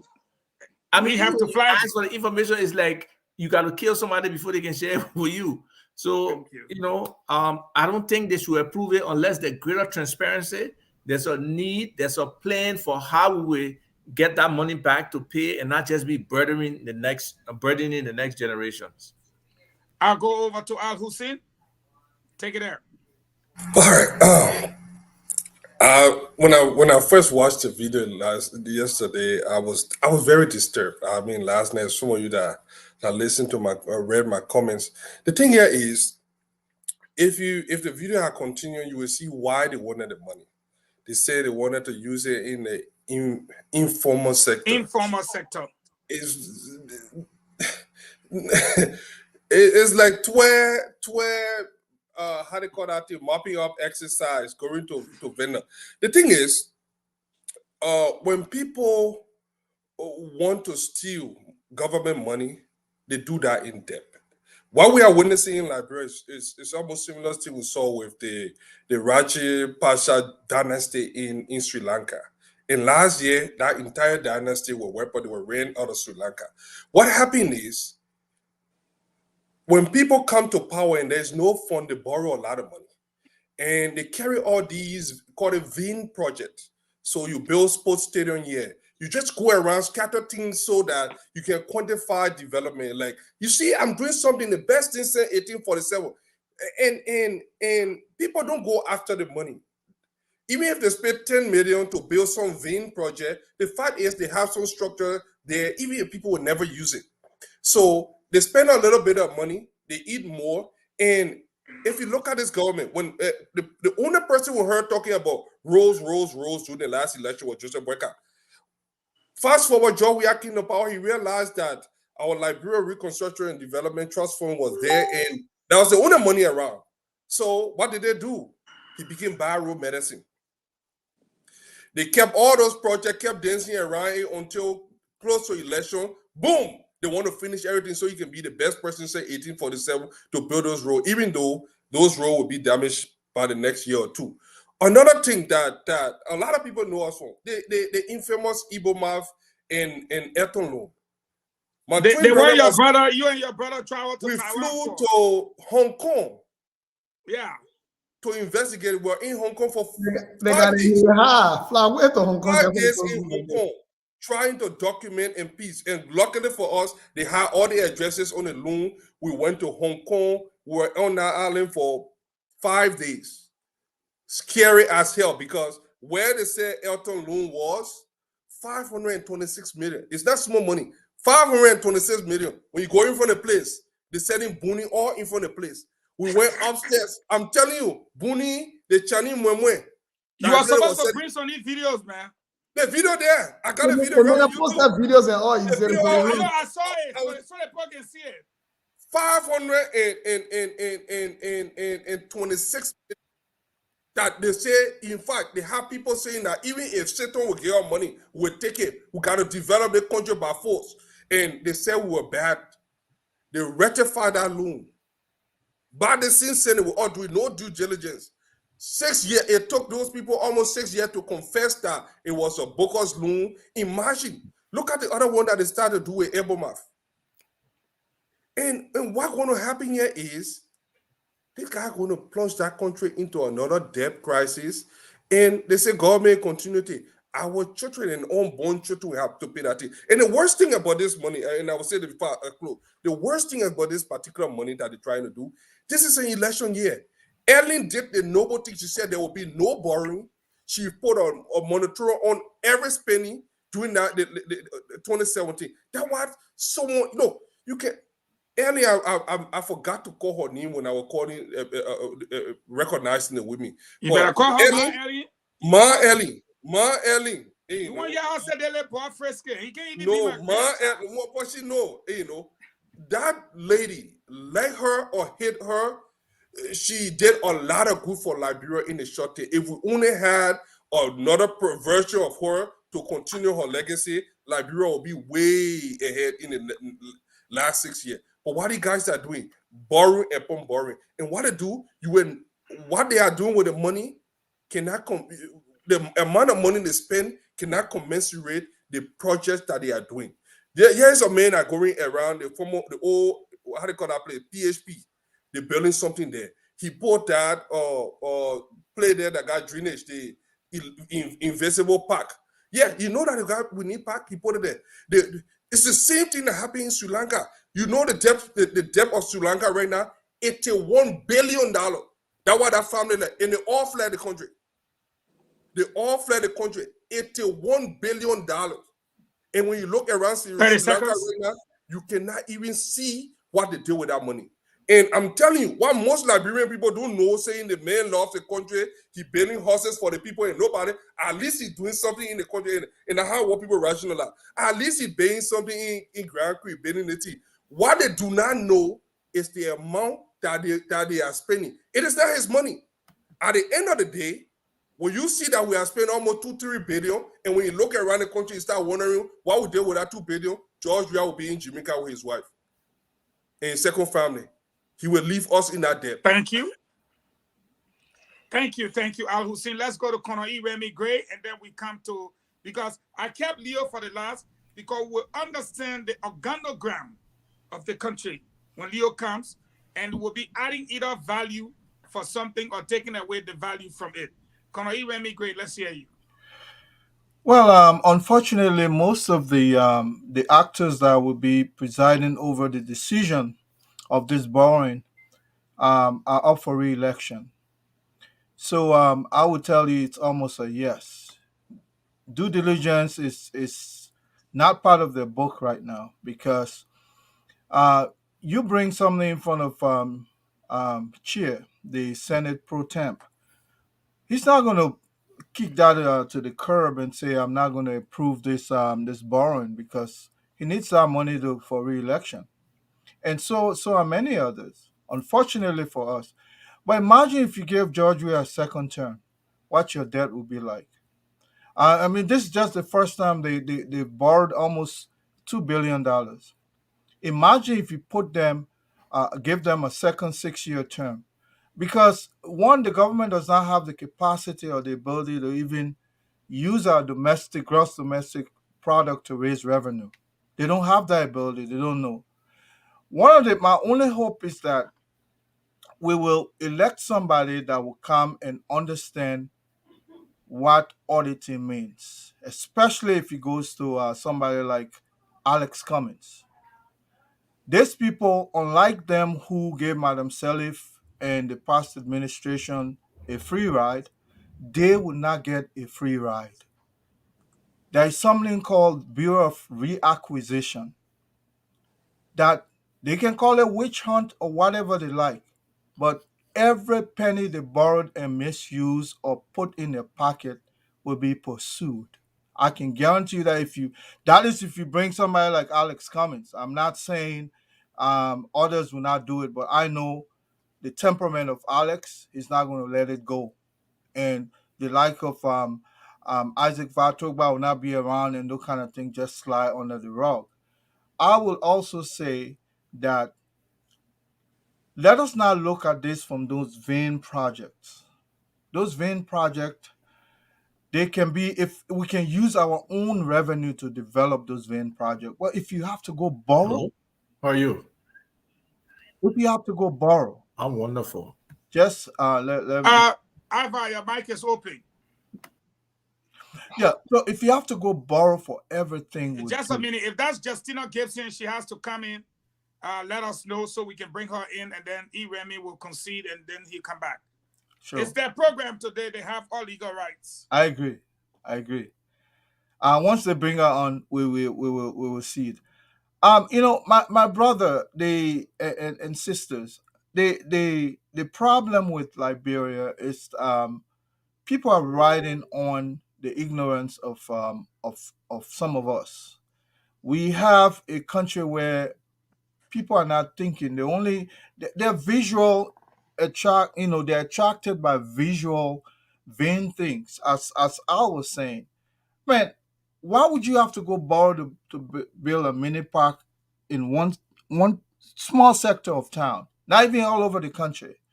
Let's say we have an ecosystem that you can develop and begin to look at ecotourism that can generate revenue to pay back on some of these things. Instead of you paying attention to that, you're going to go build one small park around PHP, put a drainage like stuff that you call a swimming pool or whatever it is. I mean, these kinds of things definitely we have to be able to dig where the rest of the money they are borrowing. 30 seconds. But let's look at the the cost of the interest on this loan? 1.5%. 1.5. And there's something called gradual interest. That when you borrow the APR, the annual percentage rate might be 1.5. But go back and look at the interest on the interest accrued. Right. Go back in 40 years term.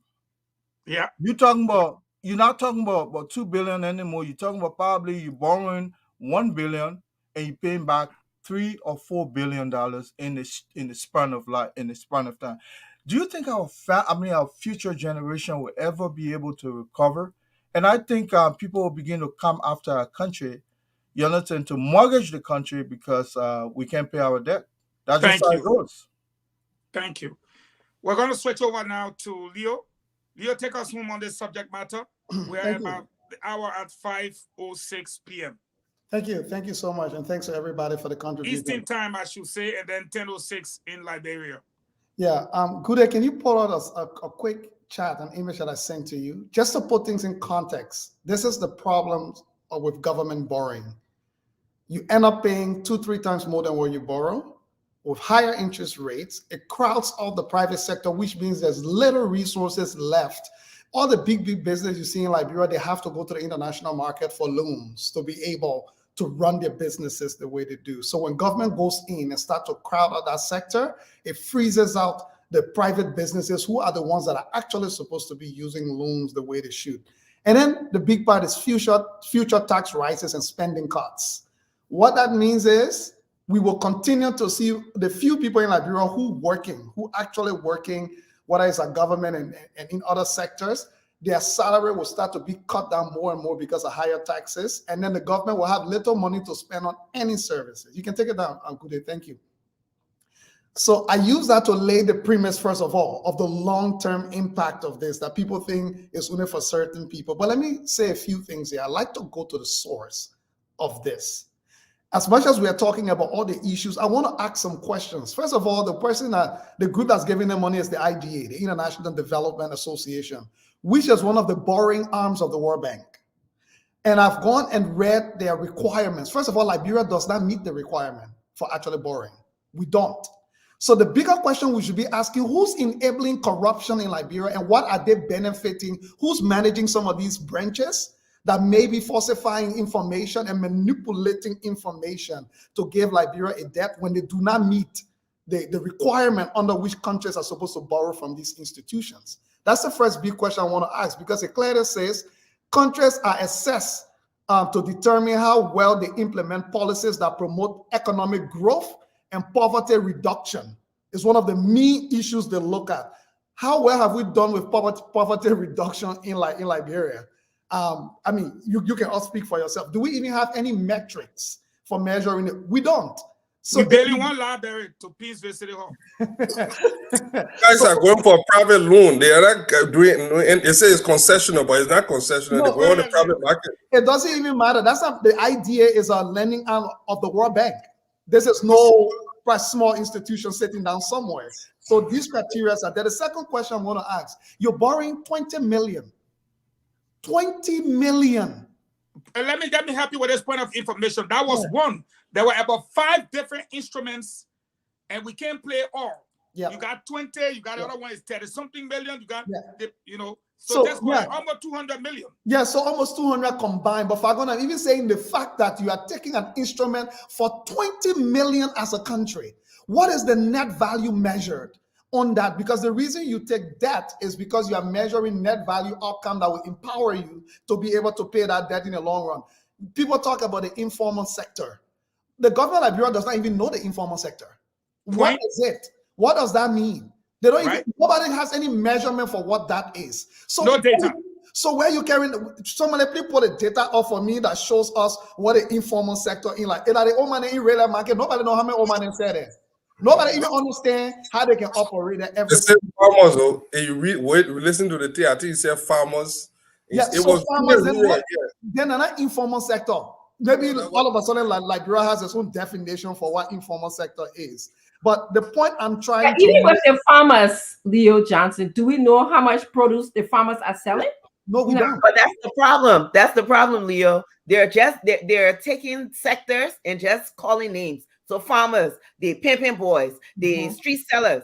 But when you start asking people for the actual data, it finish. So you people understand now for me where I've gone when I look at the legislature, and now I'm looking at the World Bank as an enabler of corruption in Liberia.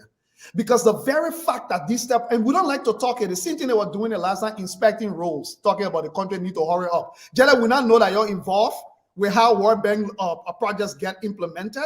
So my question is, who knows who at the World Bank that is helping to manipulate information some kind of way to help put our country in a situation that is almost impossible by enabling things that's supposed to pass? And our second check is the legislature. Let's be honest. I think we give them too much slack.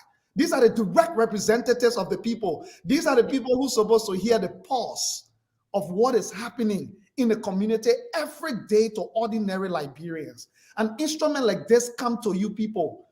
I mean, you can be wicked like what, man? For God in heaven's sake. Can you not for once say, you know what they want here?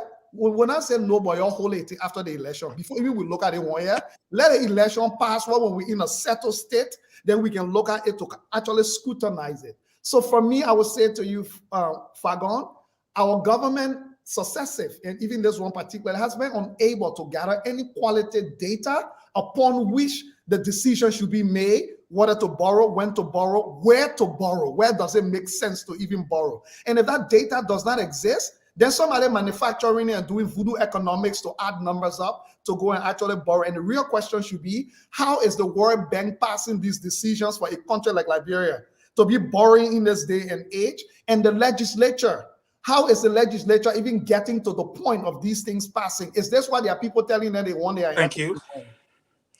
And Mr. Falcon, can I just add, you know... You need to ask today International Women's Day. Go ahead. You want to call me also? You can call me out. Thank you. You know, when I see how we are borrowing versus what is in the budget, there's something called the Public Investment Sector Plan, the PSIP, Public Sector Investment Plan. So it's $150 million that they put in the budget for the president to use at his discretion. So we have $150 million, and we're asking people to give us money, you know, to come in the country, to develop our country. It does not make sense to me at all. That why does the president need $150 million where he can use at his discretion? He can go to a county and say, I want to put a light here, and the light is there, but when he leaves, the light goes off. He can go to another place and say, I want to build road, but then when he leaves, the road doesn't have any kind of measurement as to how it's going to be built. The jet going greater the road, and then, you know, that's it. So I don't understand. How is it that we can have $150 million just for the person to use at his discretion, and we're borrowing $20 million from the international community? You know, I want to ask Leo a question. If you can give me just a second. Go ahead. We'll be wrapping up on this. You know, in financial terms, there is something called debt to income ratio, DTR. He looked at the data. I wonder what is the financial institutions' reliance on our income. What income are they looking at to say Liberia has this income, so therefore they can borrow, and they have this amount of responsibility, and they can use 10% at least to service those responsibilities, and the rest if it meet the requirement. What are they looking at? Do we have the income, in fact? That's a brilliant question. Before Leo answer that, let me help you. You know, Samuel Tua had a stint with the World Bank, and all of his friends are infused within the IMF. You know that, don't you? So if you ask Leo will answer for himself. But I can tell you what they're looking at. They're looking at Samuel to a small sheet that he can send back to them. Now, my own man, if I lie on him, he can't say that lie. He was assigned in Ivory Coast. He has been in the banking sector internationally. He got his buddies placed up there. He giving them these fake data. We don't even know about it. Before Leo come in, there will be the question will be, what was the reliance on giving us over 1.1 billion to increase our debt portfolio back to 1.9? In fact, over that. So Leo, go ahead. So thank you. There is something called gross national income, right? So usually you like to look at it from the borrower side, because it's the borrower that set their own requirement and criteria that say, before I give you any money to trust you with a loan, you need to meet these things. Now, the gross national income required on IDA loans is 1,255 USD per capita, which means the average person in Liberia needs to have a proven income in the economy of $1,255 USD. Now, first of all, how many people in the country really got employed? That's the first question. In the actual employment sector that we can say got employment records. So to answer your question, I haven't seen data, raw data, where Liberia actually has an established gross national income to say we can say this, as a fact. Because if you have a country that unemployment is out of whack to the point where there's no point in measuring it anymore, there's no need of measuring unemployment anymore. It is impossible to measure because of how rampant it is when the government is the largest employer. So can the World Bank look at me with straight face and tell me, say, the average income in Liberia for ordinary people is $1,255 US gross national income? We all know that it's not true. So while you're dreaming, we're just going to let you hold that thought. We're about 560 right now because you're 1,000 to the poor. When they're making 500, they cut it down to 100. Then you cannot, the president said, I mean, say, that the president said, oh, you're sorry, I didn't know people were making the minimum wage. Go ahead, I'll let you chime in and then I'll... Yeah, I just wanted to clarify gross national income. It's just the total income from the country, both the domestic and our, foreign citizens, our citizens who are in foreign countries, whatever the income is, total divided by the population. That is are we measuring the average? No. Well, we know population. We have some idea of income. Because your point is right that we don't collect data. That one is a big problem across the country for anything. Even the healthcare people, they sit in Monrovia and doctor papers and say they're taking data for the rural areas. They do that. That's the education people, the healthcare people, the key data that we need to really analyze our country. They just manufacture data most of the time. It's established. People that share that, and people will still say that today.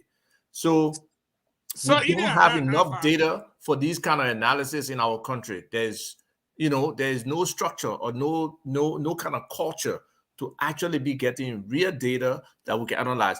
Look at the stuff with the census. That's a perfect example. Somebody was telling me today that every 10 persons they talked to, only 3 or 4 said they were actually counted. So what is that? All they did is the total expected projected number over time for 2023 or 2022 was supposed to be 5.2 million people in Liberia. So that's the total. And they just kind of distributed it the way they want to make Grand Jide, Grand Cru, River G, and Monserrato look like they multiplying. Whereas in Babalu, the typical woman got 5, the average birth rate is 5 to 6 children. And they're not factoring that. It's telling me, say, the people in River G there and Grand Cru. We'll come to that topic. And the sad part about it, that GNP you're talking about, people in the diaspora like you and myself were never counted or considered in the census. We're not. You know that. Yeah. So how do you add us? These are some of the things after passing dual citizenship, you could have contacted the EULA to do the counting here. And my man, EULA wanted 100,000. You didn't care to do counting. All right. So we'll move on to the next question here. With some of these things happening, all of what you've heard, our guest should have come on. He didn't show up. That's fine. He said he was going to come on by phone. Eugene, before you go though, one important point, we're still people say a lot of people don't watch Spoon, but a lot of people be watching. A fellow economist just made a point. The World Bank is a business. I don't care whether we like it or not, they're a business. And Liberia is such a bad creditor that we have no rating, right? Zero. So the only people who can really borrow from are these concessional lenders. And they themselves, they look at this profit to keep them in business for a long term. So that's why that whole borrowing concept, and that's why they allow certain things to happen. Even if we go back to the beginning, we did not really reach the different thresholds that we needed to get debt forgiveness. But they did it so we can start borrowing new again.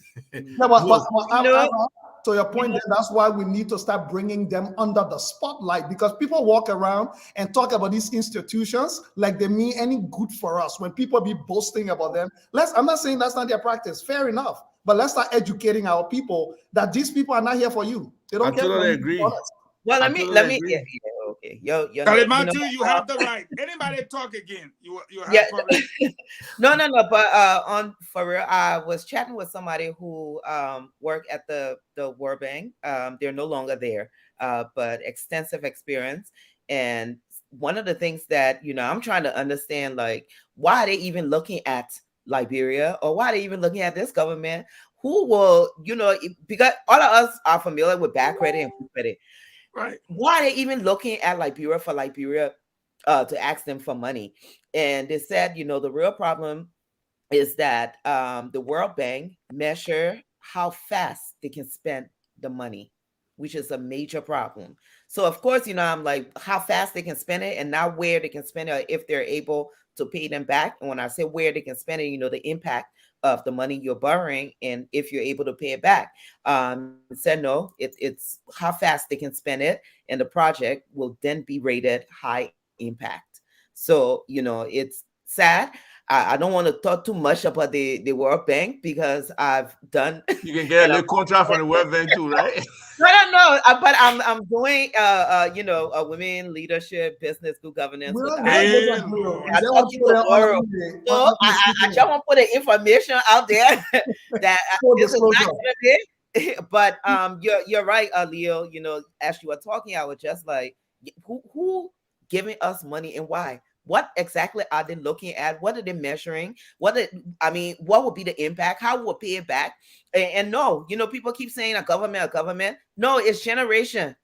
The generation will pay it back. Your children will pay it back. Your children will suffer and pay it back. Not the next this generation. But 2072, you don't even know if 12 will be alive. He won't. Oh, sorry. Yeah. I will see you signing across Amandu. I better see you signing. I won't get nobody bad luck. But I mean, honestly, yeah.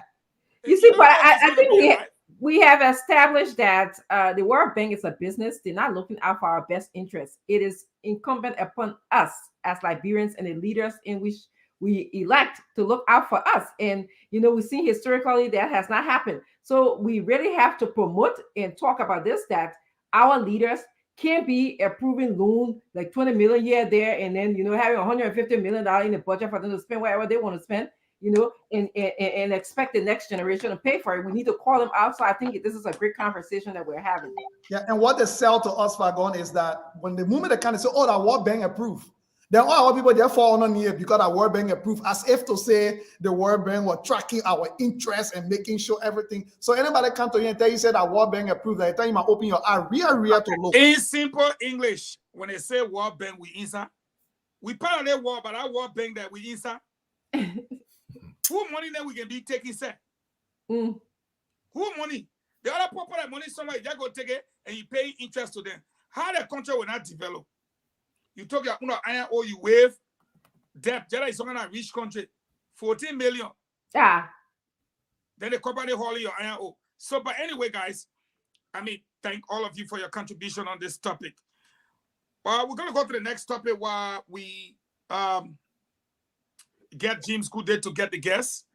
And the next topic will be him, the NPP saga. But quickly, do me a fast favor. I call it fast favor. Dr. Francine got to go at 6. But we'll be out. Yeah. Do me a fast favor. With the coalition crumbling, and I mean what I said, crumbling, because I know what's going to happen. You all have seen the facts. It's glaring that it will crumble, though they have time to reconstruct, rebuild, reorganize. But right now, the one they have is a done deal. It's going to crumble. They'll have to redo the whole thing. Let me ask you, the CDC has been boasting of a first round victory. Dr. Fencing, can any political party, in particular the CDC, win in the first round of the 2023 elections? I don't think so. I think that our country has been relying on coalitions to win. We see that the coalition is in trouble. We know that Prince Johnson has pulled out, and he had people in his party who supported the coalition. So if those people are not there, we have Alex Tyler, who had the same information. He brought in people, And if those people are not there, and also Bonnie brought his people in. If Bonnie people are not there too, the coalition is in trouble. So I don't think that we can have a first round victory. And I think yesterday I was saying did a beautiful plan out that our institutions tend to be very weak. They are people driven oriented. So if the head of the institution tend to say, I'm not supporting the coalition, I'm not there, I'm taking all the people that I'm connected with, the people underneath me, the people who I've been doing groundwork with, then the coalition is definitely in trouble. But I would like to, well, I will come back to urge Liberian people to do something else. Okay, some goddess with us put up a very interesting comment. And before I go to Avad Tupa and then Al Hussein, he said, we waive 14 million just to go and borrow 20. The Liberians are catching. You waive 14 million, then you go to borrow 20. God, Ava, what are you doing on that phone? No, the guy is actually being nice. With the 1.2 billion, usually they look at debt and GDP ratio, they look at debt and budget ratio. Our budget not even 800 million, but we do nearly 3 times our budget. You know, so I think the man means WAI waived. Yeah. So who he told the 14 million that the government said they waived? That roguish G where we are in snow in that real wave there. They're just stealing from the people. They gotta pay for that money at some point. They gotta account for it, like Remy was saying. The day we have the opportunity to like, you know, audit this government and put in some kind of restitution recovery process, people have to pay. It will go after everything. Quickly to Remy Gray. Good day, are you there? Can you bring the guest on by phone so that we can ask him about this NPP deal? We are at 5:27. Good day. If you're there, bring us up to speed, please. Over to you, Remy. I'm trying to get him. As soon as I get him, he will come on. But in the meantime, good day. I'm sending you. Oh my God. I'm sending you this. Remy. Go ahead, madam. You know, I actually have the budget puller in front of me, and I want to tell you some of the beautiful lines that someone like, I don't know, Samuel Twist, sounds like he who wrote this budget thing. And when you give this budget to people like the IMF, they become oppressed. This is what he said. I'm talking specifically of the public sector investment program, the PSIP, the one that they gave $150.3 million for George Weah to use at his discretion. These are his flowery words. He said the public sector investment program contains the public investment project. Now, when you hear the public investment project, you think that something good going on in Liberia. Not thinking about the park that he built, you know, in the middle of the corridor there in Singa, in project of the profile of the government of Liberia, funded through the national budget. Someone please mute themselves. The fiscal year of 2023, the PSIP is the strategic investment of the government which contributes to the achievement of the national socio-economic development goals. So look at those words. You know, if somebody sitting in the office who don't even know Liberia, and you're not checking, you're not going to country, you just read this and approve whatever they say, you know? So I'm just saying that, you know, these people just, you know, control the whole international credit bureau. The truth of the matter is, this whole thing is about. I think our guest is on the phone, Fagon. Okay. Are you there, Mr. Andrew Peters? I don't have a radio. Can you hear us by way of phone? I do not have a radio with me. Okay, so, but can you hear me?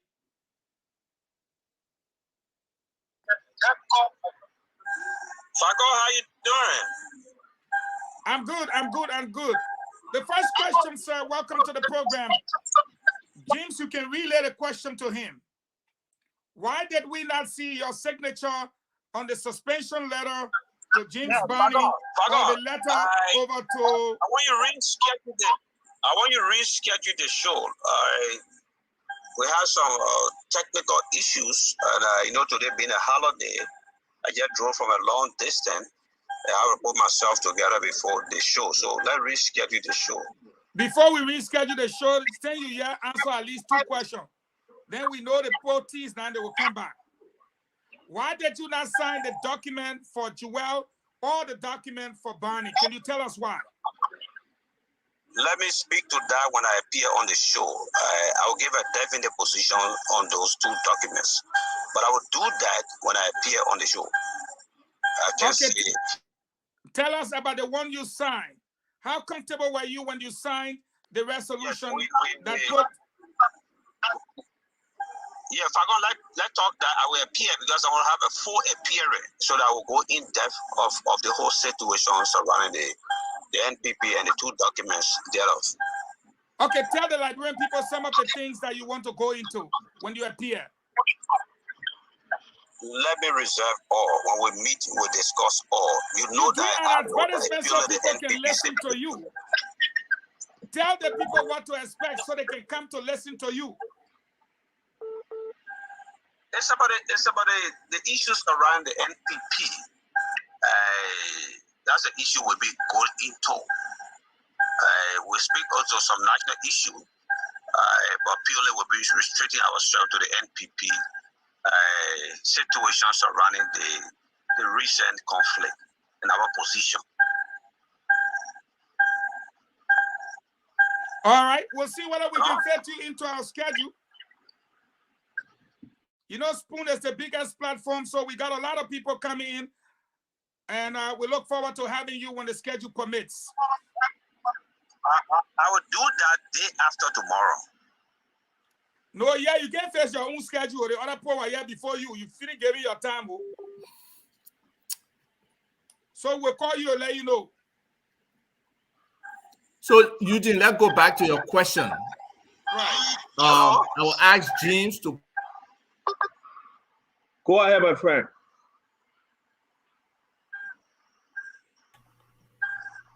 Hello, sir. Go ahead. If you have anything to say, go ahead. We're about to move on.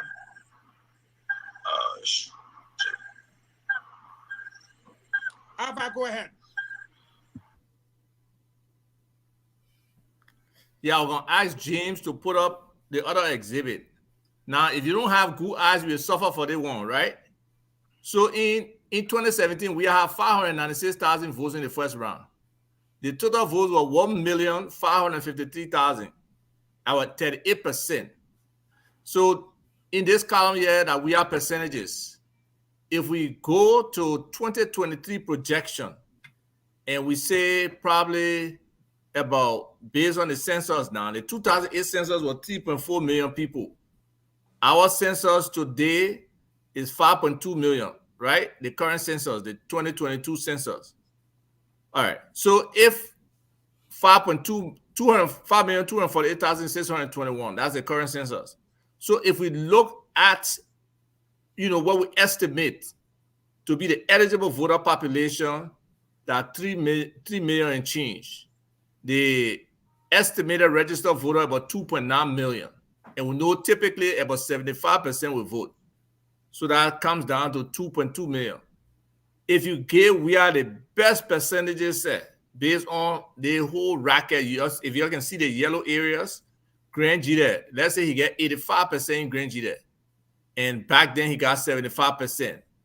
In Grand Cru, he gets 75%. And he got 64% back in 2017. Monserrato, he got 49%. And we know he gone down in Monserrato. We gained 65% in Monserrato set. River G, 60% back then. We gained 71% today. Sino, 72%. We gained 80%. And then we keep all the other number constant. We will know he will not get those same numbers in Bombing, Bomb, Babolu, and Nimba, etc. But we give it to him. He will still come out only 47% of the vote. So it's impossible for we are to win first round. But what the cheating will do is to set the table for them to win second round. That's the whole idea, that they came close enough so they didn't have to do so much more to win in the second round. And that's what the Liberian people, let me focus on the opposition people. The opposition, no, you can take the image off now. The opposition, whether they go unified ticket or not, they have to collaborate on protecting the votes. We just saw what happened in Nigeria, okay, with people actually storming voting booths, with people taking ballot boxes and doing everything.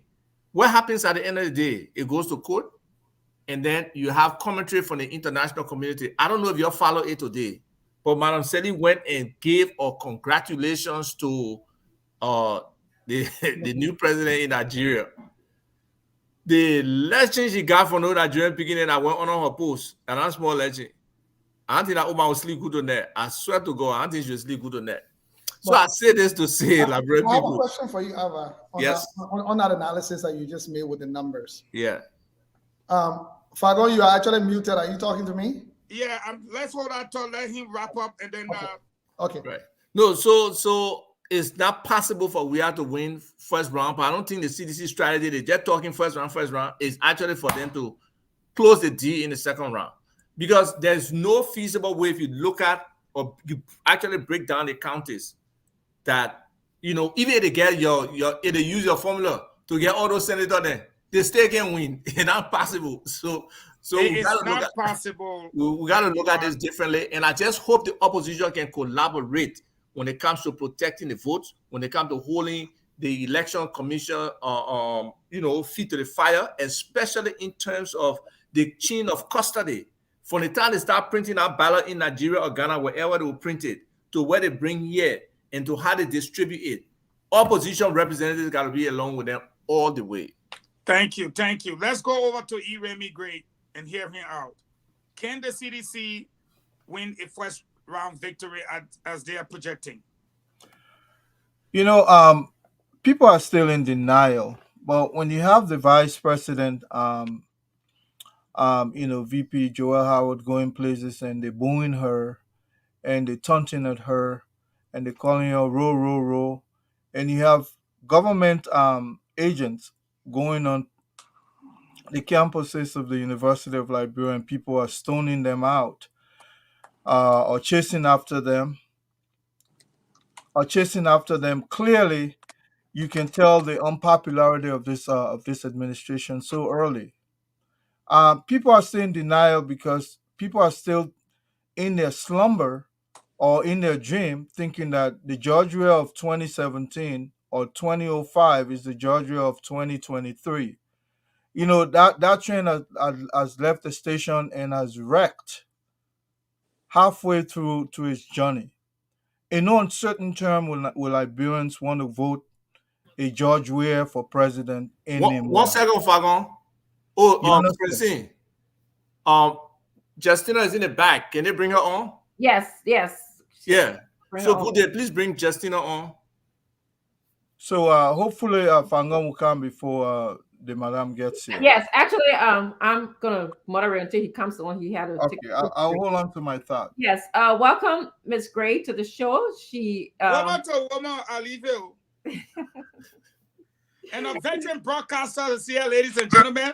So a small man like me in broadcasting ironic. I don't even come and sit down here. Definitely. So in honor of International Women's Day, Miss Gray, we would like to invite you to Spoon Talk. This is your first appearance. And also for you to just can you hear me? Can you hear me? Can you hear her now? Check your mic or check your speaker. Maybe your speaker is off on your computer. We also cannot hear her, so that's a two-way thing. Okay, yeah. Or can maybe you hear us now? Can you speak? Or maybe go out and come back in. Sometimes you just gotta do apparently she will need to restart the computer and come back. Yeah. So go out and come back. Yeah, restart. Okay, so as she's coming in, audience, I'm sure you heard we're trying to get Miss Gray to come in to say a few words about the International Women's Day.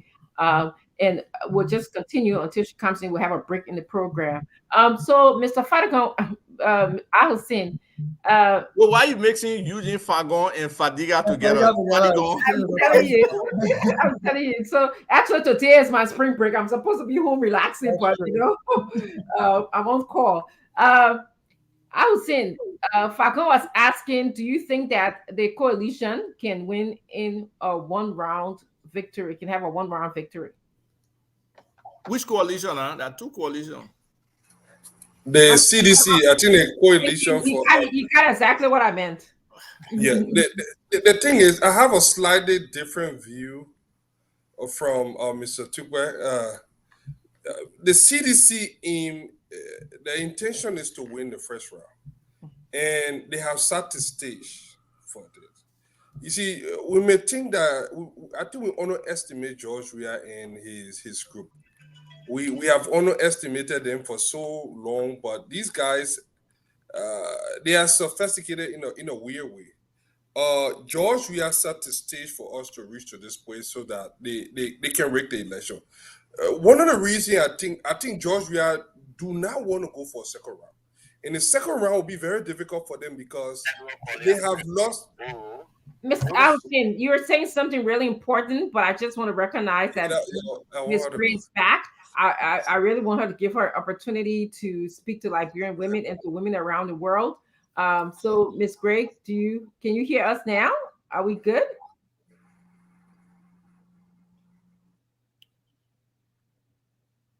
Can you hear us? Can you hear us? Justina Gray.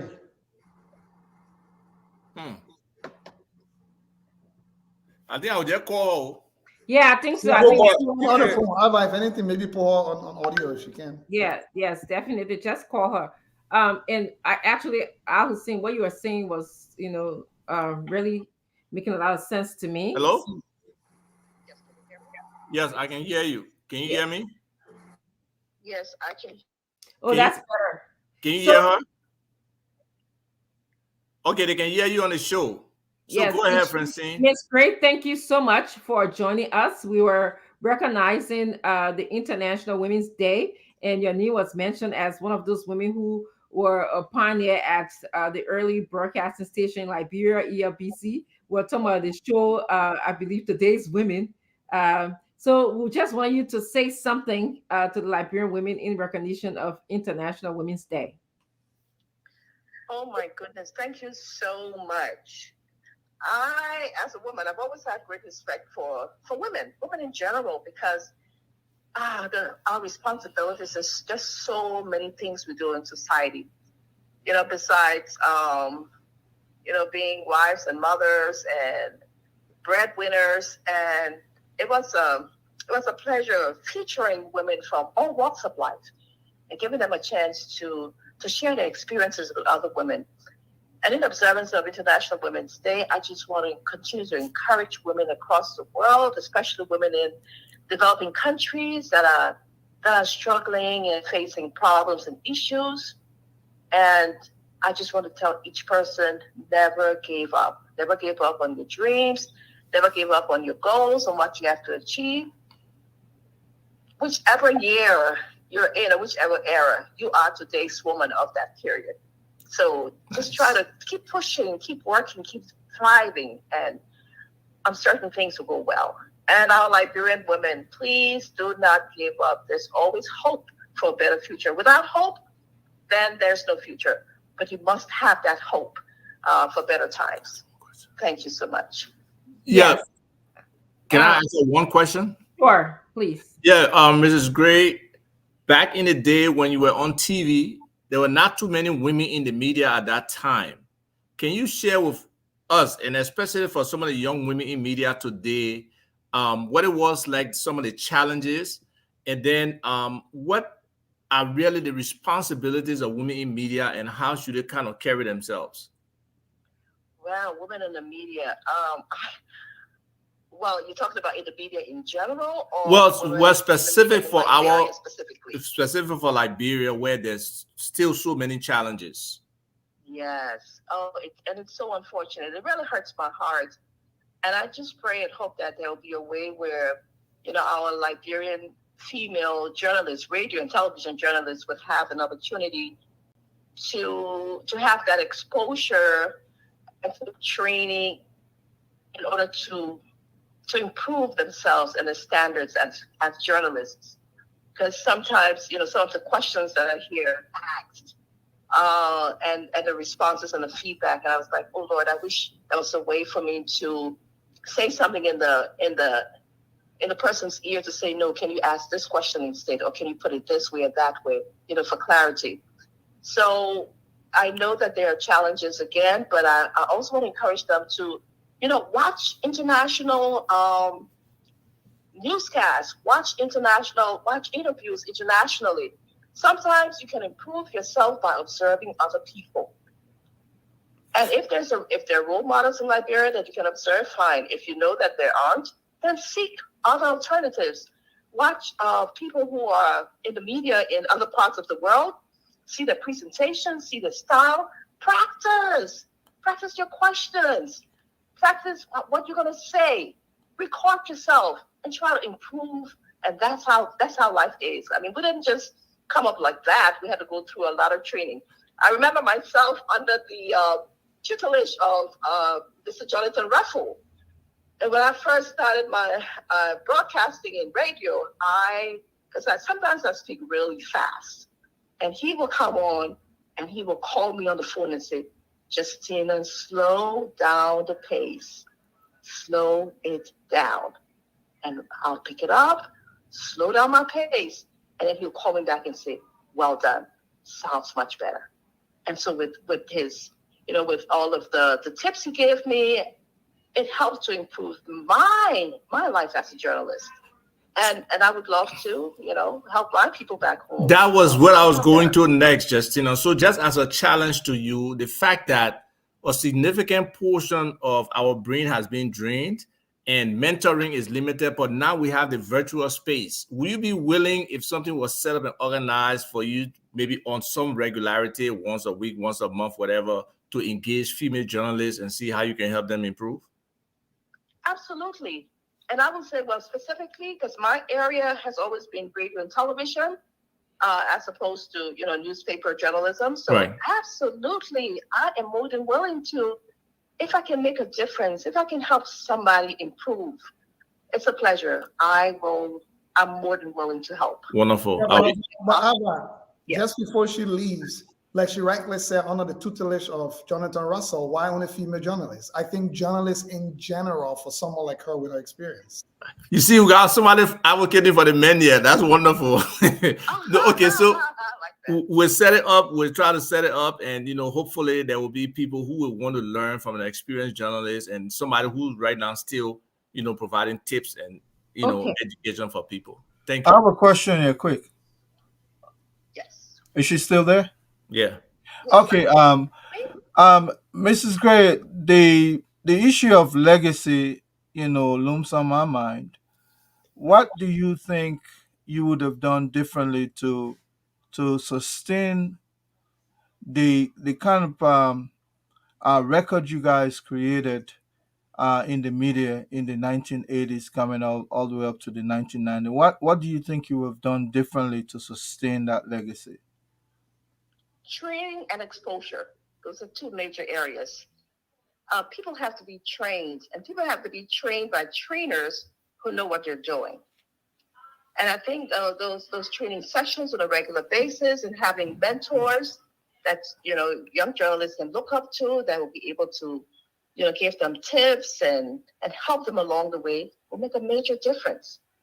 And that exposure internationally, I give God the glory. My mom wasn't able to afford it, but I was blessed in so many ways to have scholarships to train in the United Kingdom, in Washington, D.C. with VOA, at Stanford University in Palo Alto, in Paris, France for a couple of years. And all of that, all of the exposure and training helped to make me who I was and what I became. And if our young and upcoming journalists could get the same exposure and experience, I'm sure they too can do it. They can. And something else, I know sometimes the way we articulate in Liberia, when we need to be able to code switch. When we're talking to our people, we speak one way, but when we're broadcasting and we're talking to the public, choice of words, articulation, all of that is important. So I think our young people need that. Okay. I'm not here to criticize. I want to see how best we can work together to improve them. Because I don't like it when other people criticize them. somebody has to come to the defense. So they need the opportunity. Thank you, Ms. Gray. We'll really love for you to come back on and just be a part of the program where Liberians can get the opportunity to ask you more questions.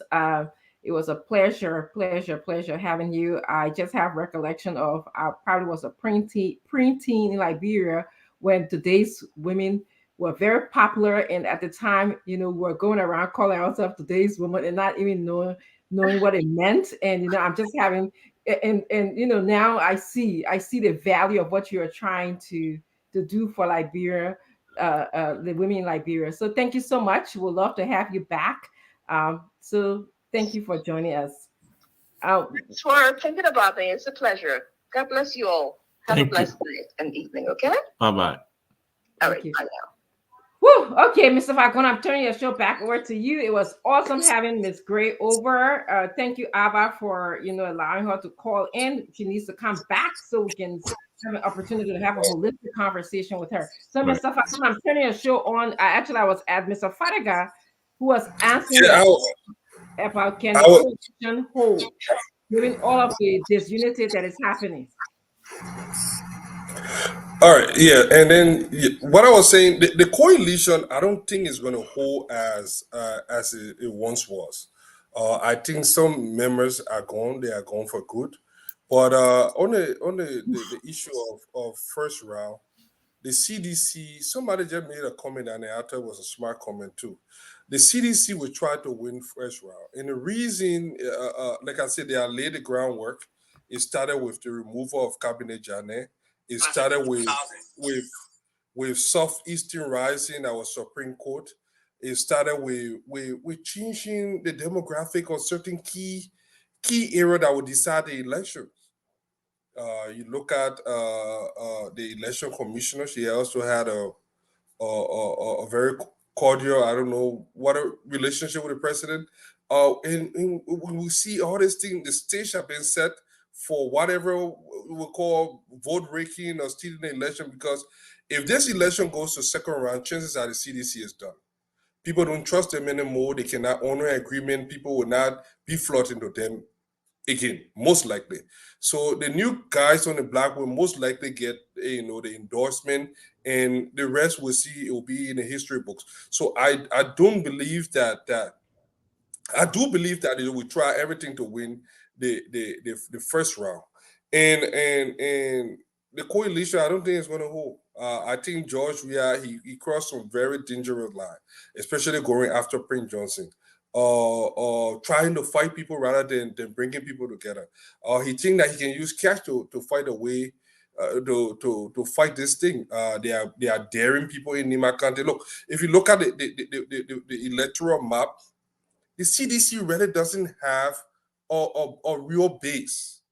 Besides that 25-30% that they have consistently gotten, most of the time they were coming from Morovia. The demographic in Morovia have shifted. It's an urban area, more college educated people kind of there. They tend to be more rational in their thinking. 30 seconds.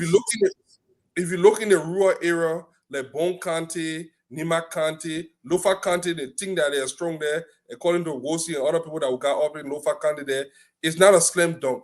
So I'm thinking where they're going to get from. Bassa is not straight for them. If they lose Nima County, let not forget that Nima County gave those people 40% of the vote in 2017. If they lose Nima, or if Nima County become a tussle place where people will be fighting for, the CDC is pretty much doomed. Thank you. Leo? Yeah, no, thank you. So first of all, I think about this differently, to be honest with you. I think it is interesting to watch people in the opposition speak with this overconfidence when they cannot even get a meeting together to talk about how to collaborate and move ahead. And I also think people seriously underestimate the CDC. This type of overconfidence that let me put it this way, you can scare Liberian people with suffering. Anybody in Liberia who's under the age of 35 years old, our life, anybody even my age, over 35 or in my age bracket, our life have been suffering in recession. So nothing scares us. And just because thinking that we will say George Weah or the George Weah government has been so bad, And that is why the Liberian people will vote against George Weah. I think it's a miscalculation. It will be a colossal mistake by the opposition to not put in the work that is required, as we have seen. We still have a disjointed opposition, and they're hoping that in second round, all opposition will support all opposition. And they're not even making concerted efforts. They are hoping that it will happen just naturally because you are in the opposition. I think it's a miscalculation. I think people underestimate the CDC. Whether you like it or not, some of the things that they have been able to pull off on this current opposition being in the country is commendable. I would, agree with them or disagree with them to be able to pull off some of the things that they've done right now, whether it's the muzzling their way through the legislature, the removal of Cabinet Janet. We've seen multiple of it that they've managed to pull off, but yet people are still saying, that the CDC, they don't know what they're doing, they think they're doing. I will say this to you. If the opposition is putting in the work that is required, and when I mean the opposition, I'm talking about those running against president. I'm not talking about just one party. And I'm hoping that it was the vitriol and bitterness among the two major opposition, Alexander Cummings and Joseph Boakai, is tearing. In fact, they're driving people to CDC more. Because you talk to Liberian people down the streets, people say, okay, 30 seconds. What is the opposition on? So for me, I would say to underestimate George Weah is not the strategy. The opposition will need to figure out how they can put in the work that is required to exploit and take advantage of the CDC lapses, of the CDC shortcomings, but not to assume that it will happen only because people will be upset with the CDC. Thank you. Salimati, did I leave you out on this question? Yeah, no, but I will give my time to somebody else. Give it to me. Give it to me. Before the person come in, wait. Before y'all come give it to me. I know Abba got some responses, so maybe. Yeah, give it to Abba. Before you come in. But man, the woman I get it right, you know, pass or town. Dr. Richardson has the right. Yes, I wanted to add that, I wanted to add that. Hold on, Dr. Richardson, hold on. Leo, are you a member of the opposition? Who, me? No, I'm sorry, my brother. I remain independent, and I will vote my one vote for who I should properly go for. Yeah, because the way you're speaking, like you know about the post society. I will support my own candidate election to Liberian. I will cast my. No, we say about that. I just asked you a member. Go ahead, Dr. Francis. No, I wanted to add that some of what Leo is saying is idealistically we want the opposition to be united. Okay, we want Liberians to see a united opposition. But on the other hand, you know that because of ethnic divide, because of all of these different affiliations, that has never worked in our country. Coalitions tend not to work in our country. Yes, the CDC may be an exception that it just had a coalition that worked. But Liberians will continue to let them know they have to stand up for the country. They cannot rely on coalition all the time to say, oh, we need a coalition for Liberia to be a better country. Let's speak to the Liberian people themselves. You're right. We need to take advantage of the gaps that we see in this government. And I think that's what the ANC has done. When we say retire, suffering, rally, that is a gap in this government. This government is not producing the kind of condition in our country for people to say we can move on from not suffering every day. This kind of suffering in Liberia have never been seen by many of the Liberians, nor have been experienced by Liberians. So that's what I think that they are taking advantage of that. Okay. So I'm the only person that did not weigh in on this, but I will give Isaac about 20 seconds because after Jesus Christ. 20 seconds. We have our say 20 seconds. I will try. I'll try to make it quick. Leo made some. I gotta help myself. Leo talking, I will make it quick. Now, where bad talk, there are people who listen and say, "Oh, Alpha, you will make it quick." Now, anyway, I'm not quick man. So say that way, man. I'm not quick man. No, but seriously, Leo has some salient points. The opposition don't want to come to the table. The vitriol is unnecessary. But as much as people are acclimated to suffering, the level of suffering is suffering today, they themselves are recognizing it and they don't want to have it for another 6 years. So they will have to choose somebody in the opposition. Now, what he's saying about the opposition having to work, I totally agree. There need to be maximum grassroots efforts to get people to register. They got to be out there. They got to be visible. Okay? But what I'm saying is, like, the vitriol is unnecessary. The comments have called on our ANC people to stop this negativity in the opposition and try to have some kind of civility. Okay. He also just the other day on radio again, he said it. If he were to lose, which he doesn't think is likely, he will support the opposition because it's clear that there's President Weah and the rest of the country. I think that part is set. Most people, majority of Liberians don't believe Weah can manage our country effectively. They know that he's corrupt, his people are corrupt, and they want to change. So they have to make that decision. Know about that rhetoric, CDC propaganda. That the people ain't know what they're doing in the opposition, so come to CDC. No, if you come to more suffering after you know this place, you can't make anything happen. It's 6 p.m. We gotta wrap this one up, then we'll go to our closing. I thought that the radio thing get relaxed today. So no, today International Women's Day. I was just listening in on her microphone. I heard her husband say, "Stay there today, your day, enjoy yourself." So she felt bad. No way that she can move. No way. Her husband said, "Stay there, enjoy yourself."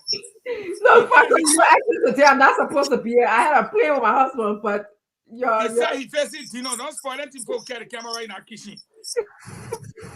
But anyway, guys, here is what I will say to you, Leo. I'm not sure you're talking to the right people. I think Al, you should shut your microphone up. Yeah, and what is happening is that a lot of people think that the opposition's not talking.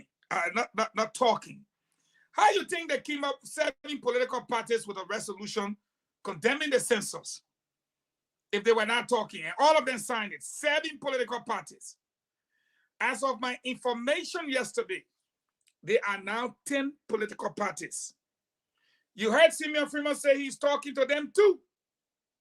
And at that 10, the 10 persons, the Movement for Progressive Change was not even among them. As of yesterday, they've now increased to 10. Now, if by the 20th of March, according to my information, please take your pen so you can say, Fagon, you say by the 20th of March, we're here plenty. Mark the date on your calendar. By the 20th of March, what will come out will stun the entire nation. The nation will wake up to its feet. And I'm saying it because some of us have been called and said, this is where we are. Where do you think? Do you have an idea? And I'm like, the idea there, I'll give it to you if you want it. I am saying to you tonight, Leo, you are absolutely right if people underestimate what President Weah is capable of doing. But when President Weah says he is maintaining the peace, no, he was not the one that maintained the peace. It was actually the opposition that maintained the peace. Because if they had decided to fight for their rights, then we wouldn't be where we are today. Because you don't take my 14 million and just wave it. Who gave that power? Let's look at you beating Sisulu. Let's look at how the police behave with this mismanagement of the case, which you alluded to. So a lot of things, but the opposition buried it.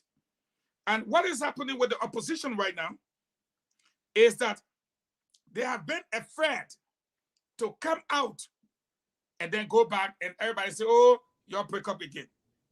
So they wanted it to be established from the get-go that this is what we're going to do. This is how we're going to do it. We all agree. Let's go out and do it. And that's what they're working on.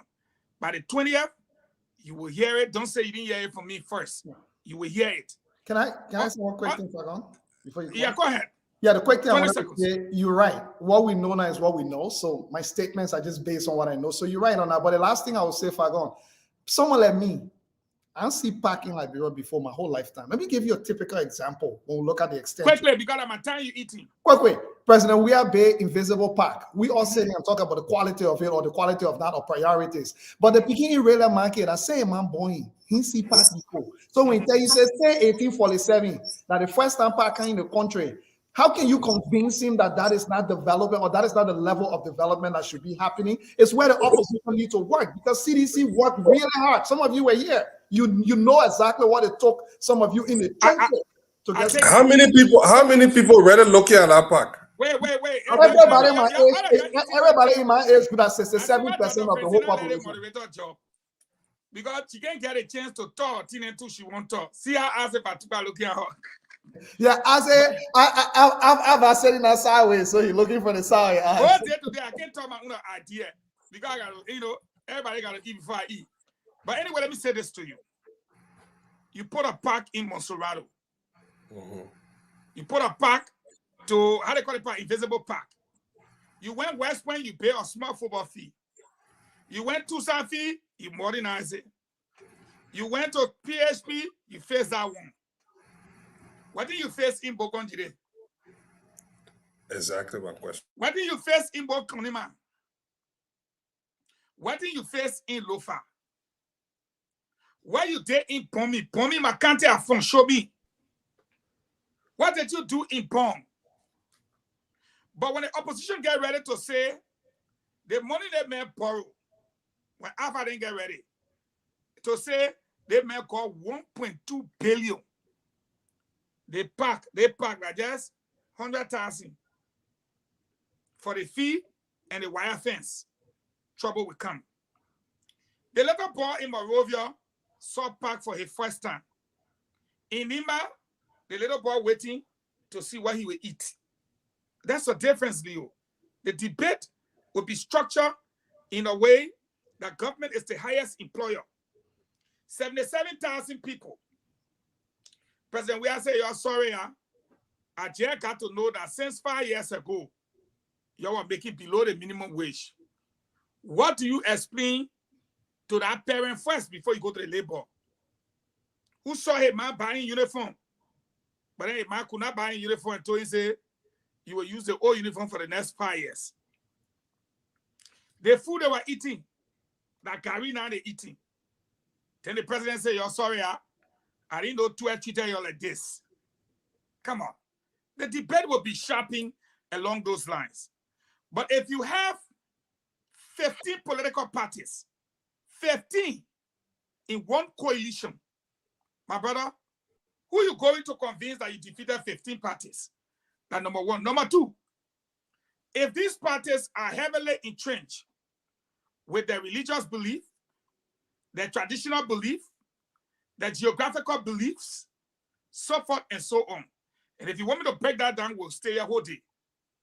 But you cannot carry Joseph Parker and his wife and beat them in Pomi, where you took the iron ore and the police sea fasten.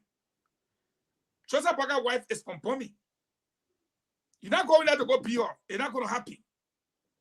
He from Lofa. You will not be in there. Not going to happen. You will not beat the opposition in Prince Johnson territory. In Bong, it's a giving already. It's done. If nobody and all the others are playing, the Basel belt is erased. The western side is erased. And you were right. It's left to see how the opposition comes together. If they truly come together as one unit, we're not even talking about second round again. Case will be closed. With that said, from my end on whether the CDC can win the first round, I don't think so. And I don't think they might come second if the game played the way we're watching it. With that said, we'll go around for 1 minute closure. To all the men, you only got 1 minute. Only the women got 3 minutes. So cutting everybody time. I waive my time to close. We'll start with E. Remy Gray to keep the ball rolling. We'll go to Al Hussein, Ava Toba, Leo, and then the ladies will take us home. They got the final say. And to our listeners out there, she here for sister. I think they say if your Christmas will be better, the eve of Christmas you will know. You will know. That's true. I can tell you, even if President Weir, that was so popular, enters the University of Liberia now, they'll stone and boo him. You understand? That's Christmas Eve right there. Joel Howard, who people say was the darling of this coalition, she went somewhere, they boo her, they almost stone her.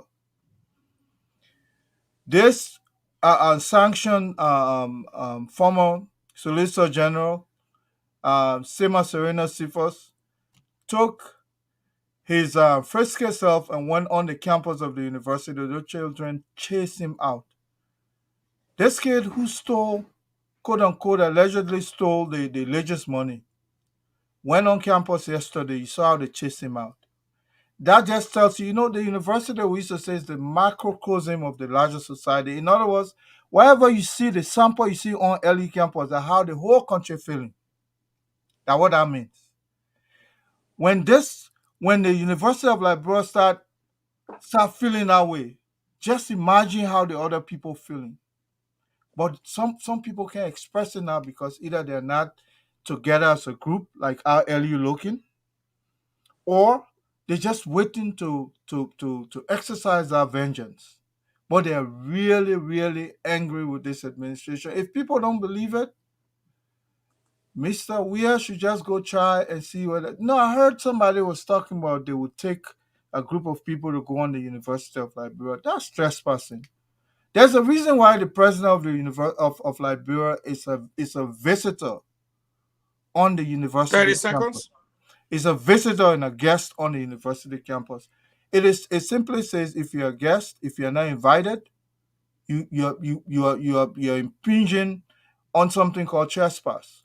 Let alone anybody, even unless somebody is going there as an employee of the university or student, if they go there uninvited, they are going there to invite trouble. And one guy coined himself general. What does that mean?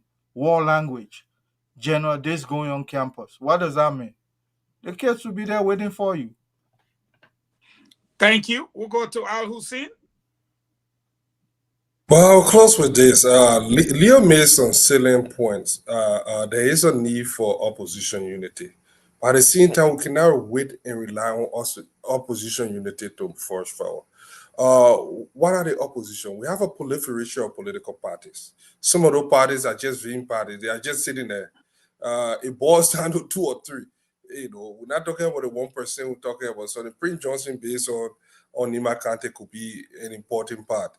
The Unity Party, I'd like to say the CPP because I think I'm more of for coalition. We saw a very fine union that was dismantled for whatever reason. It didn't happen. One thing we need to be mindful of. The CDC have carefully infiltrated a lot of those political institutions. I can say that for a fact. I got serious reservation when it comes to the Unity Party. You see, one of the things people don't know, when Liberians, especially those in politics, as soon as they get hungry, the first thing they can eat is their integrity. Most of those young men have eaten their integrity. They are sold themselves. They just sitting at the end. That's the sad part about Joseph Boyka. He's saying that surrounded by people that have already just waited to move on to the next string. And it's making it very difficult for the opposition because one, this is an former incumbent institution. They have been in power before. They've been and they were in the position that the CDC will be in come October. And rather than coming and being remorseful and humble, these guys are coming to the table like it's a coronation exercise. We're crowning our guy. It's either our guy or no way. It's making it difficult. But I strongly believe that there are other opposition. There are other people that will come together because the way that we always have to take the easy way out and we got to do it this way. Sometimes I believe that we have to fight for what we have. If Liberia will not burn, even if George will have to stay there for the second time, probably Liberian people need to exhaust him for our system. You probably need to spoil it, damage it good enough that we saw what happened in Sri Lanka and something. But I strongly don't believe that Liberian people going to tolerate what they have tolerated for the last 6 years. I don't think that they're going to tolerate it again for some because Liberians are destitute. They are hopeless. Even during the Taylor administration, when someone all in Liberia, we could find rice. We could find something. The country is terrible. And the level of stealing that is going on in this country is just uncontrollable. Every kind of investment and corruption that is found, someone say we have this from Maggie, this one there for the papi. I have never seen the worst thing as a leader is for you to have your hand in the cookie jar. What a proof of that. The fact that they are mentioning the president's name in the cookie jar is just disturbing for our nation. And the election, I was just saying the last point. I think the October is a referendum against the CDC 6 years administration. So if you're left for better, you have a choice. If it was worse, you have a choice. Thank you. We'll now go over to the Honorable Azefa Tupa. You are muted. Yes. In closing, I just want to say that Liberians themselves need to recognize where they are. At the end of the day, it's their own life. They have to make that decision. But the responsibility is on the opposition to really do their grassroots mobilization and share with people what the situation is, what it is to me to be a responsible citizen, what is the social contract, what is government supposed to be doing that they're not doing, point out the flaws.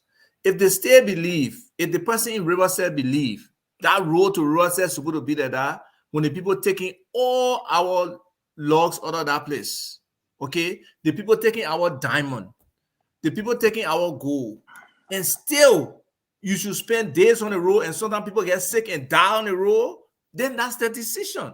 For me, I don't tell people, oh, go vote for Mr. Cummings. No, I'm an ANC member, but I will explain to you why Mr. Cummings is a better candidate. Now you have to make the rational decision. If you can't make that decision, I'm not forcing you. You will live with your next 6 years. So that's the message to all Liberians, that they have to focus on their future. They have to understand where this country is, and they got to understand the potential of this country. Look, if we just look at the land sector alone, if we just do land reform, that nearly $300 million we can add to our economy. Just simple land usage, appropriate taxes of the property that are out there. Can you imagine no appreciation in property in Liberia? The houses that were built 25 years ago were now in the areas that got value are still being assessed based on how much block they used to build a house instead of the current economic value of that particular location. So we're losing money. So at the end of the day, Liberians don't wake up to the potential of our economy, to somebody who can unlock and untap our natural resources to benefit us. They are the losers essentially. So I just pray that they can wake up and they can be able to make the right decision for the future. Thank you. We'll now move over to Leo. We are at 6:17 here in the U.S.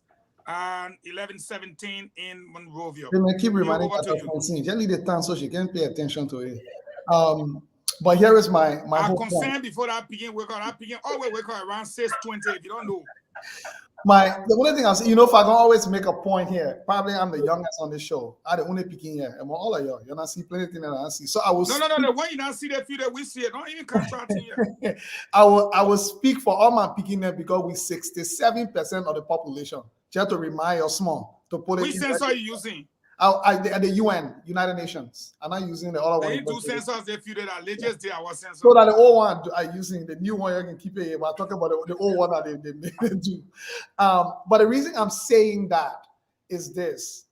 The majority of the Liberian population, which are young people, have not experienced any of the things that we're describing and talking about here. You can only relate to what you've experienced. And I think what the mistake we keep making is, we want better for Liberia, all of that. But what does better mean? To change or to impress majority of our population takes less, very little. George Weah told you he doesn't need to do much. In fact, he told you the first time he did absolutely nothing, and people still voted for him. So when some of us go to Liberia with all the aspirations, because we've been blessed to come here and see better, live better, participate in better, and hope to take it back to our country, it sounds like fairy tale story to the average Liberian, because we destroy the country so badly that there is no example to show people like us say, they chase my heart and bang you, I used to look like, the other thing, because we destroy everything. So when you're telling a young Liberian who has not experienced it, they look at you go like, that's your fairy tale, like that story, you might bring it here. But when most of the Liberian population, that is the majority today, started to know themselves, the very people that are telling us today that they are educated and sophisticated enough to change the country were the people commanding rebel groups and taking side and choosing their various sides that they had. While George Manuel Weah was playing football. And when I said there are people, I'm not referring to every single one, like one of them. We know that Alexander Cummings was never a rebel leader as far as I know or involved. But the average Liberian cannot relate to Alexander Cummings. It's not a bad thing, though. It's because the average Liberian has been so used to poverty for so long that it looks impossible that another Liberian can do well and be that accomplished. In fact, people take poverty to be a badge of honor.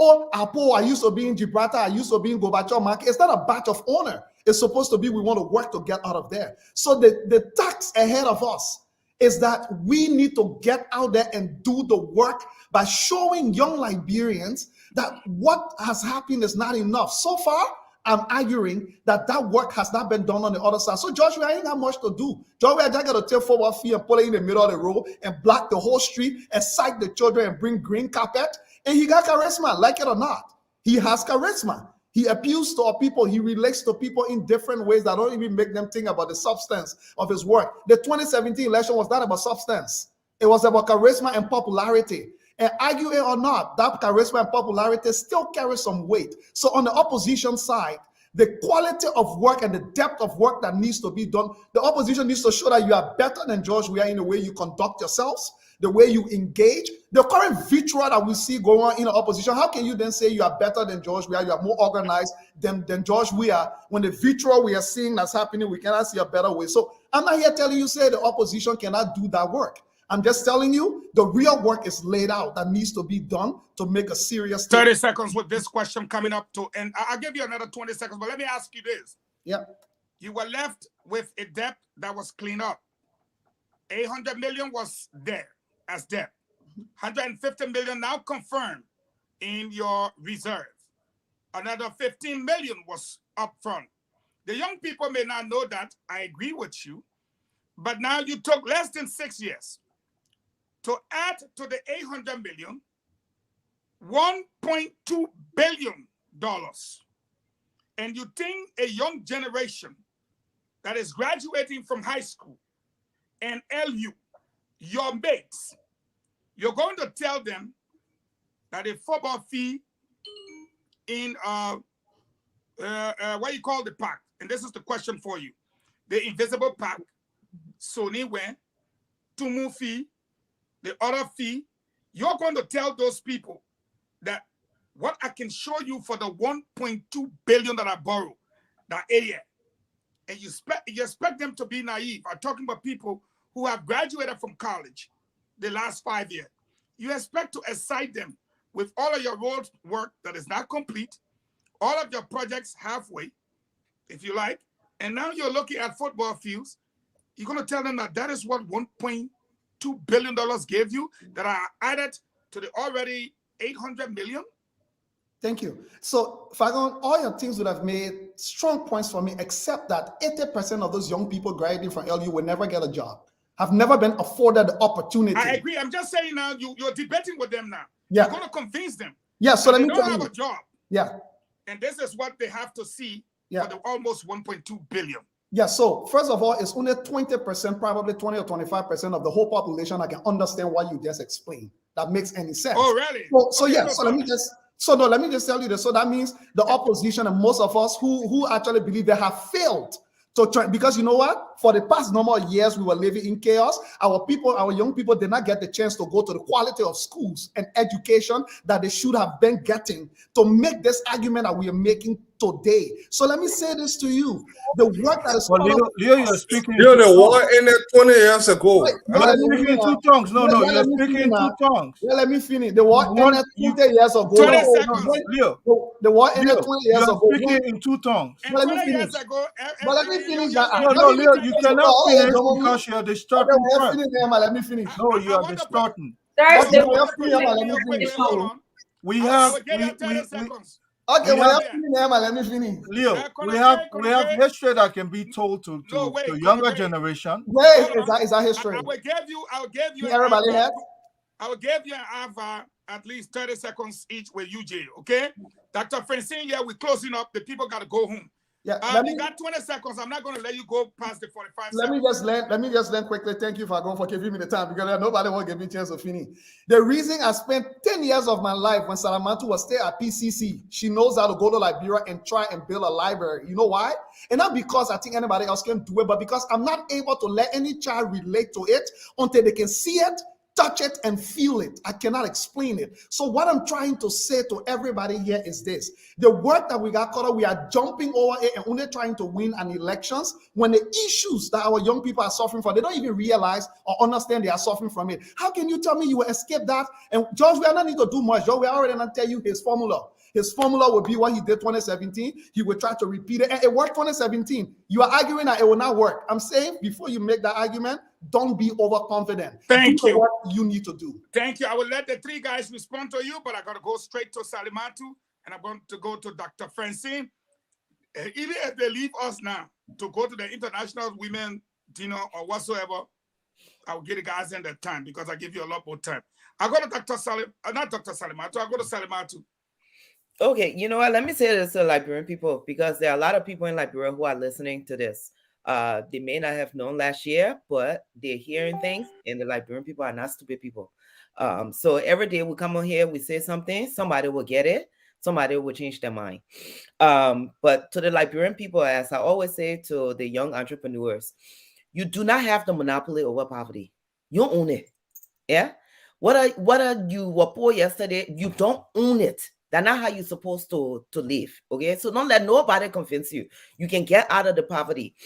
And you know, the Liberian people want the basic things. They want safety, they want peace and safety, they want jobs, they want work, they want affordable education for their children, they want access to safe healthcare. That's something everybody in the world, you got to go to school to want. That's what they want. Okay. They have not seen that. You can put the big building up. You can put a park there. They will drive by it. They will see it. Like Brent, man, you listen to them. You go to a tire shop. I mean, they will see it. They will go by. When you listen to them, when they start talking, they say, that park will eat. What that park will do for me. That's how we are. That's how we are. I had a conversation when I was there, me and a couple of friends, you know, just talking to some young people and asking them about voting. And one in particular, there was this, you know, the young guy who said, this time around, he was a sedition, but he was not voting. We were asking him if he was going to the rally, by the way. And he said no. He said the reason why he decided to follow CDC before is because he was doing nothing. They came to him, they provide it was like they set this big table, they sold him on this promise that they would give him job, you know, there will be jobs for him, for them. They would so he went out there and campaigned for them. Fast forward 5 years later, nothing not happened.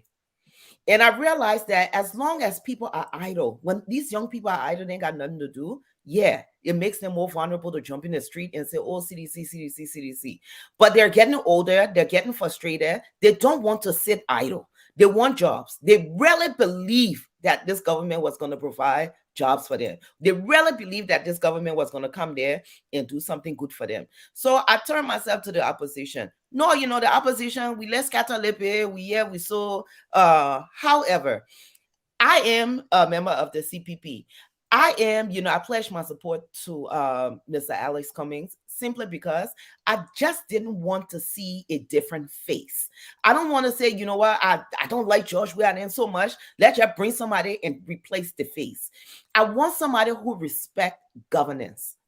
That's who I want. I want somebody who respects governance. I want somebody who will have the audacity to say, you know what, I'm able to jail my own cousin. And so far, the only person I see that Mr. Cummings. And yeah, there's still a lot of work to do. But the Liberian people, why you need to be sitting there thinking about job. The next man I can't tell you, oh, he come and get your job. You asking how you will get a job. You were there for 6 years, especially the CDC. You were there for 5-6 years. You didn't give us any job. We're still sitting here. The only thing y'all can do when you're ready, y'all can call us. We can go jump in the street and make noise for you. Where's the job coming from? Two, when you say foreign investment, let me see your friend. All your friend, and we see your friend for 5 years. No friend in Kanye, no friend in Kanye, and do anything for us. We won't see your friend. So if they come here for 5 years, they come in here for the next 6 years. Roll. How you will pay for it? Now we hear you're asking people for more money to bring here. Why you deal with the other money then that were there? We see it. That's the kind of question you're supposed to be asking the people. You're talking about roll. When you're talking money from some of the people there to the big World Bank. I said the people just clapping for Salimatu. No, the people look at you. You ain't finished the road. You took so long to even start bringing the trucks on the road. We see the road and yeah. So where you getting the money from to bring the road? When they start talking about private sector, I keep telling you, they not move you from the stadium. They keep pushing you. They not pass your passing car. Y'all load at your own the keeper talk bridge now. By the time we look, by the time election come, y'all be in Twala. Yeah. Y'all start asking people the market women in that there. Have these people made it safe for you to be able to trade in the boat, the cross-border trading? Because that's why I used to say, while we're at Painesville, that was one of your concern, that was your major concern. When I went to Chima Commerce, that was your major concern. The safety crossing the border for you. Have they made it here? I remember one time we even invited the market women to the central bank because they wanted to reintroduce the coins. The market women sat down, the women and listened to the people that were talking on the PPP book. The women asked them, because they're very structured. They have one person speaking for them. No one said winner.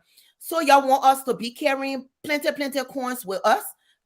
Is it safe? The people left that meeting. I mean, that was the thing. They said no, they didn't want the coins. They might not bring the coins back because it wasn't safe for them to travel with the coins. The women that left the meeting, they disregarded everything they said to them. Everything the women that was saying, the safety, they disregarded. So your market women, y'all need to be thinking about it. Who looking out for you? You're strong, you're organized, you're looking out for yourself. The government, what they not do for you? They not pay market for you. If I said you're not past the stage of market. The market women are even saying they don't want stores, they want stores. The Liberian Marketing Association, the whole point was to move the people from the stall to the store. What's not happening within the last 5 years for you? And the youth entrepreneur, from the pimping to the money changer, what did they not do? They not even come around to see if they can even issue your ID to begin to transition you from the informal sector to the formal sector. The only time you're important, that election time, when they need you to go on the street, drive your pimping, put a shade on into it. What thing they not do for you? Y'all remember the previous administration started with the ID. They wanted to issue an ID. There was the whole plan to get you from informal to formal sector. Next government come, you're supposed to be continuity. Nothing. They not forget about you. Election time, they will call you to come go ride motorcycle again.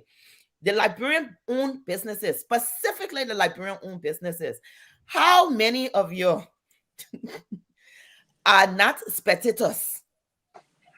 The Liberian-owned businesses.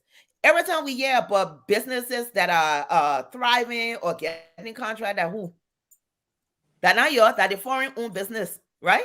Yeah, that the kind of thing that you're supposed to be thinking about. You're looking at park. Who can build park? All of us sitting on the panel, yeah, we can put money together and go build park. Let Leo there. Leo now in government. Leo building hell up a library over there. All of us here, we able to build park for you. That's not what government's supposed to be doing for you. The meeting government's supposed to be doing for you, they're not doing it, and they're trying to distract you with nonsense. Okay? So, Liberian, you don't own poverty. You're not supposed to be poor. Most of y'all can get in car and go to Sierra Leone. Y'all can go to Ivory Coast. Most of y'all can get on plane and go to Ghana. You're not traveling in the region. You're not see some of the Google things right in our region. Okay, what is the government even doing for y'all to make sure you're able to trade with your neighbors? Forget leaving the ECOWAS region. You have 350 million people right in ECOWAS region. We have a trade instrument that allow us to trade within the region for free. What can our government not do without other instrument? So when you're talking about, don't be looking at Fanfantino. Don't be looking at nothing at low fan on the outside. Start thinking about, how am I going to take my children to school? How am I going to earn money? Is it safe for me to be able to go to school, to go to work? Government not supposed to be your largest employer. The private sector is supposed to be thriving. But you're not even spectator. I don't even think we should use that word for you anymore. We need to find one different word for the Liberian people. And again, to my Liberian women-owned businesses, I said, y'all keep hanging in there. Y'all keep fighting, keep engaging the government constructively, because the women, I've seen the Liberian women and what they're capable of. I saw it during Ebola. They are the most marginalized group of business people in Liberia, but nevertheless, they work so hard, they're resilient, but we can't be saying, oh, they're resilient. We need to help them. So, but anyway, happy International Women's Day. And I have to say, send my love out to my cousin Talita Bonner. She is a big fan of Spoon TV. She watch all the time. So let me say, I love you, cousin Talita. I finished. Thank you very much. I just like the new name that Brempo calling Leo, Library Leo. You go on if you did not get my picking. Don't get I'm funny in here. They man international player. They man are international player. Brempo quite get a set time the president at 6 o'clock. And are you all started in? No, but Leo would that funny. Everybody look at Library Leo. All right, Dr. Francine. Take it from there. I want to say a beautiful show today, as always. I want to thank all of you panelists for your spirited conversation, for presenting a diversity of ideas. Happy International Women's Day to all Liberian women. On behalf of the network, I want to just tell you that. Thank you to Ms. Gray for coming here and speaking to us. It was great having you here. There's 4 points that I'd like to make. Yes, coalition is a beautiful strategy to gain victory for different political parties in our country. But historically, we have seen that it does not work in Liberia. We saw it in 2017, it didn't work. We don't know. We have not studied the reason why it has not worked. It is probably because of greed. Some people may say ethnicity. Some people may say personal gratification, or maybe the class system or consequences of the war. We don't know yet. I believe that we have to study that. Okay. We also see that it didn't work. The recent CPP, coming together, it didn't work. We're not even seeing it right now that the coalition. We see Prince Johnson gone, Bonnie, you almost gone. Alex Tyler, he said he didn't sign the document, so he may be gone. So we see coalition right now. It's not working now. So Liberians, you need to rely on yourself. You heard what Sadimati told you. For the country to look fine, we ourselves got to say we want better for Liberia. We can't put our trust in say we're going to go wait for coalition to happen. Yes, it would be beautiful if it happened, but we want to see final things for Liberia. We want to see good road. We want to see our children going to a good hospital. We want to see our children having good school. So on that note, I want to just tell you thank you very much. Just making this platform just better and better. That's all I can say. Gooder and gooder. I have a pastor who said gooder and gooder. You limited. I mean, you are muted, Fagon. Yeah, I'm not limited. I know you're not sorry.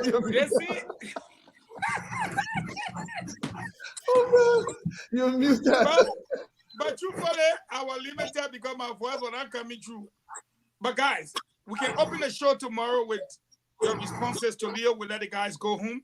No, but we have to take that 20 seconds. Yeah, our 20 seconds. Take the 20 seconds. Say you might get the 20 I seconds. want my 20 seconds. So the 20 second here is, if anybody was in doubt that Leo is a pro-George Weah, I will caution them again.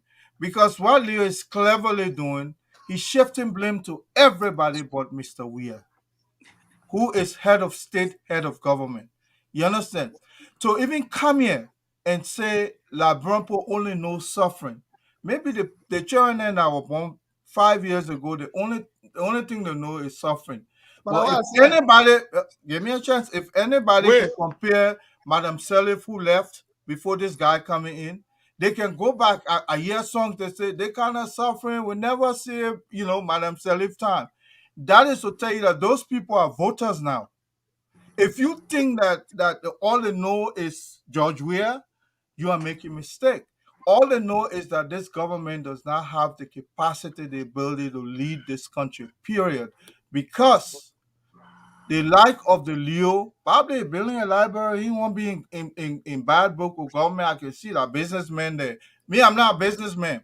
But the only thing I can say it as it is, if this government could sustain what will hinder to them, compared to what Madam Salif took the country from Charles Taylor. You understand? They would have had a brilliant leadership that will put them, in good footing for the next 6 years. But they don't. They failed that test. So the like of Leo will continue to make excuses for Mr. Weah because now the rest of the people, every day he running 20 to, seconds? yeah, every day he running to the legislature, that the World Bank, that it is. He would never say that Mr. Weir. But Mr. Weir is the big enabler of this government performing poorly. That I can say. We'll go to Al Hussein and wrap it up with Ava Tukpa. What I would tell Leo, I think we are. 20 seconds to respond to my team. Wait, let the man finish. Tomorrow, no, Ava, sorry, Ava, go ahead. So I think Leo made some great point. I would not take away from it. But one of the places that I think my good friend Leo made some mistake is that the electorate have changed. The people that voted before, look, our people are paying attention. Every time we call them out, they came out. It's just that they started having protest fatigue and all this something. When we really needed them to give us the vote, they came out and they made history. Hundreds of thousands of people voted for Dillon. It shows that the people are paying attention. Those group of people that you think that they will just remain stupid for long, they have not seen something, and they are just there, going to be the same all the time. No, it has changed. Even Zogos. I'll tell you, Ellington Zogo was fun. Nowadays, Zogo no fun. I remember recording video of Zogo singing, making real joke on the street. Now they are jacking things and they are more vicious. This is the Liberia that is under George Weah. Lawlessness. Our people don't demand much. They just want their food and just the basic necessity. This government has refused to give it. And another thing that I will tell you, the first 5 years of this administration, they abandoned the rural Liberia. It is recently that the president too polished to go in the rural area. He take how long it take for the president to go in the rural area?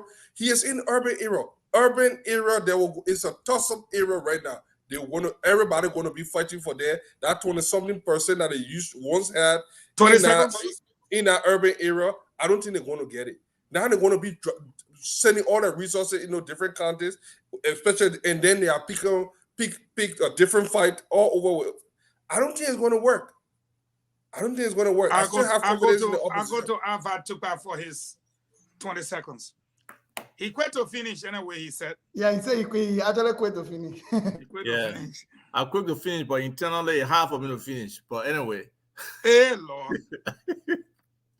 Anyway, Leo is off base. Leo argument is fine. The points he's making. His conclusion is what's not basic, is baseless, and is not aligned with the argument he makes. If he's telling me that people don't see the failure of this government, people don't feel the impact of the failure of this government, people don't see this government still going in the wrong direction, the general sense of insecurity and lack of safety is not being felt under this administration, where people can just die without any explanation. The lack of jobs with all the young people who he said in his age group, and even he does not compare with them. Yeah, he was in the refugee structure, but Leo has moved to a whole different life that doesn't align with picking them on the ground. So Leo can't even really speak for them. The people who in the streets, they're feeling it. The people who are objecting, they're feeling it. Some of the people who scared to say it publicly, but in boxes, they're the one feeling it. If George Weah wins this election fairly, I tip my hat off to him. But just on those raw numbers I show you, there is no way in my mind George Weah wins these elections. It now is, can the opposition kind of combine and be able to win in one, or whether they'll win in the second round? That's the question. Just so all of you know, the rate currently in Monrovia is 164 Liberian dollars to $1 US. The government used to boast of 150 to 1. That's not it anymore. It's about 164. The second thing here, US is hard to find in the country. If anyone say we lie, the platform open to you tomorrow. Come and tell us you lie. Come and tell us and debate the issue. Liberian dollar now is most widely used to pay international firms, companies, and what have you. Tomorrow, Francine will take us up from there. It's great having you guys. Maybe 5 seconds after the talk about me. No, Mr. Father, yeah, I said each day I was going to recognize a small business in Liberia. You want to do that after Salamandra? You want to do it now? Before we go to another topic. Y'all could check out Young the women in jail. Go home, Leo, go home. I take it back. I will wait for Salamandu. Salamandu, please go ahead. Okay, y'all go check out Yummy Mummy Industry. I will put it in the comment section. This is a young lady who Augusta Mion. She is a part of the the Academy for Women Entrepreneurs. It's a pastry shop. So she bakes, of course, Would they stop licking your buff?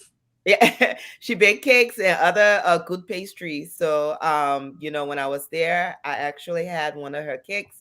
She has these beautiful designs, very, very artistic. Go and support the young woman. Again, I will go ahead and put it in the chat room. So happy International Women's Day, Augusta. To be quite honest, I love it to death, but if you promoting cake business and this and that, we're not tasting it yet, then the poor man say we're not credible. Oh no, but you're not on the ground. You're on the ground. But I would let Baron there. He can taste it and say what is sweet. Who? Baron on the ground. No problem. I will tell her to make sure. You go down tomorrow to go taste it. Or says Sticky right over there. You can surprise her in her office that in the morning. Thank you, ladies and gentlemen. Yeah, okay, no problem. To our special people on here. Gonna even me great, Madam Salamatu, and for a good day, Chairman Baron, we say Al Hussein UJ Fadiga, as well as the Honorable Asif Atuba, Leo Nyampulu Johnson, the man now referred to as Library Leo. All of you guys have been wonderful. They're not calling me General Leo. You better take that knee. You quit to win. I think my name on Facebook to Library Leo. And you see color green, he won election. And you see Ebola hero, when they call you Library Leo, like you're winning ticket there. I'm just telling you. Thank you guys. It was wonderful having you guys. It's nice. Until we meet again tomorrow, I say a pleasant good night. Good night.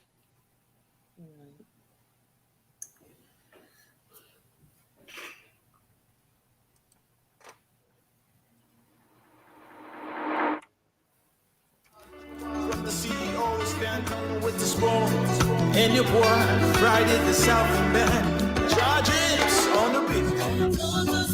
Well, this is how I love to take leave of you on the program Spoon Talk. The invitation is yours to join us tomorrow, by God's grace, when the entire team will be here. Well, James, have a good night. Fellow Liberians, have a good night. Bye-bye.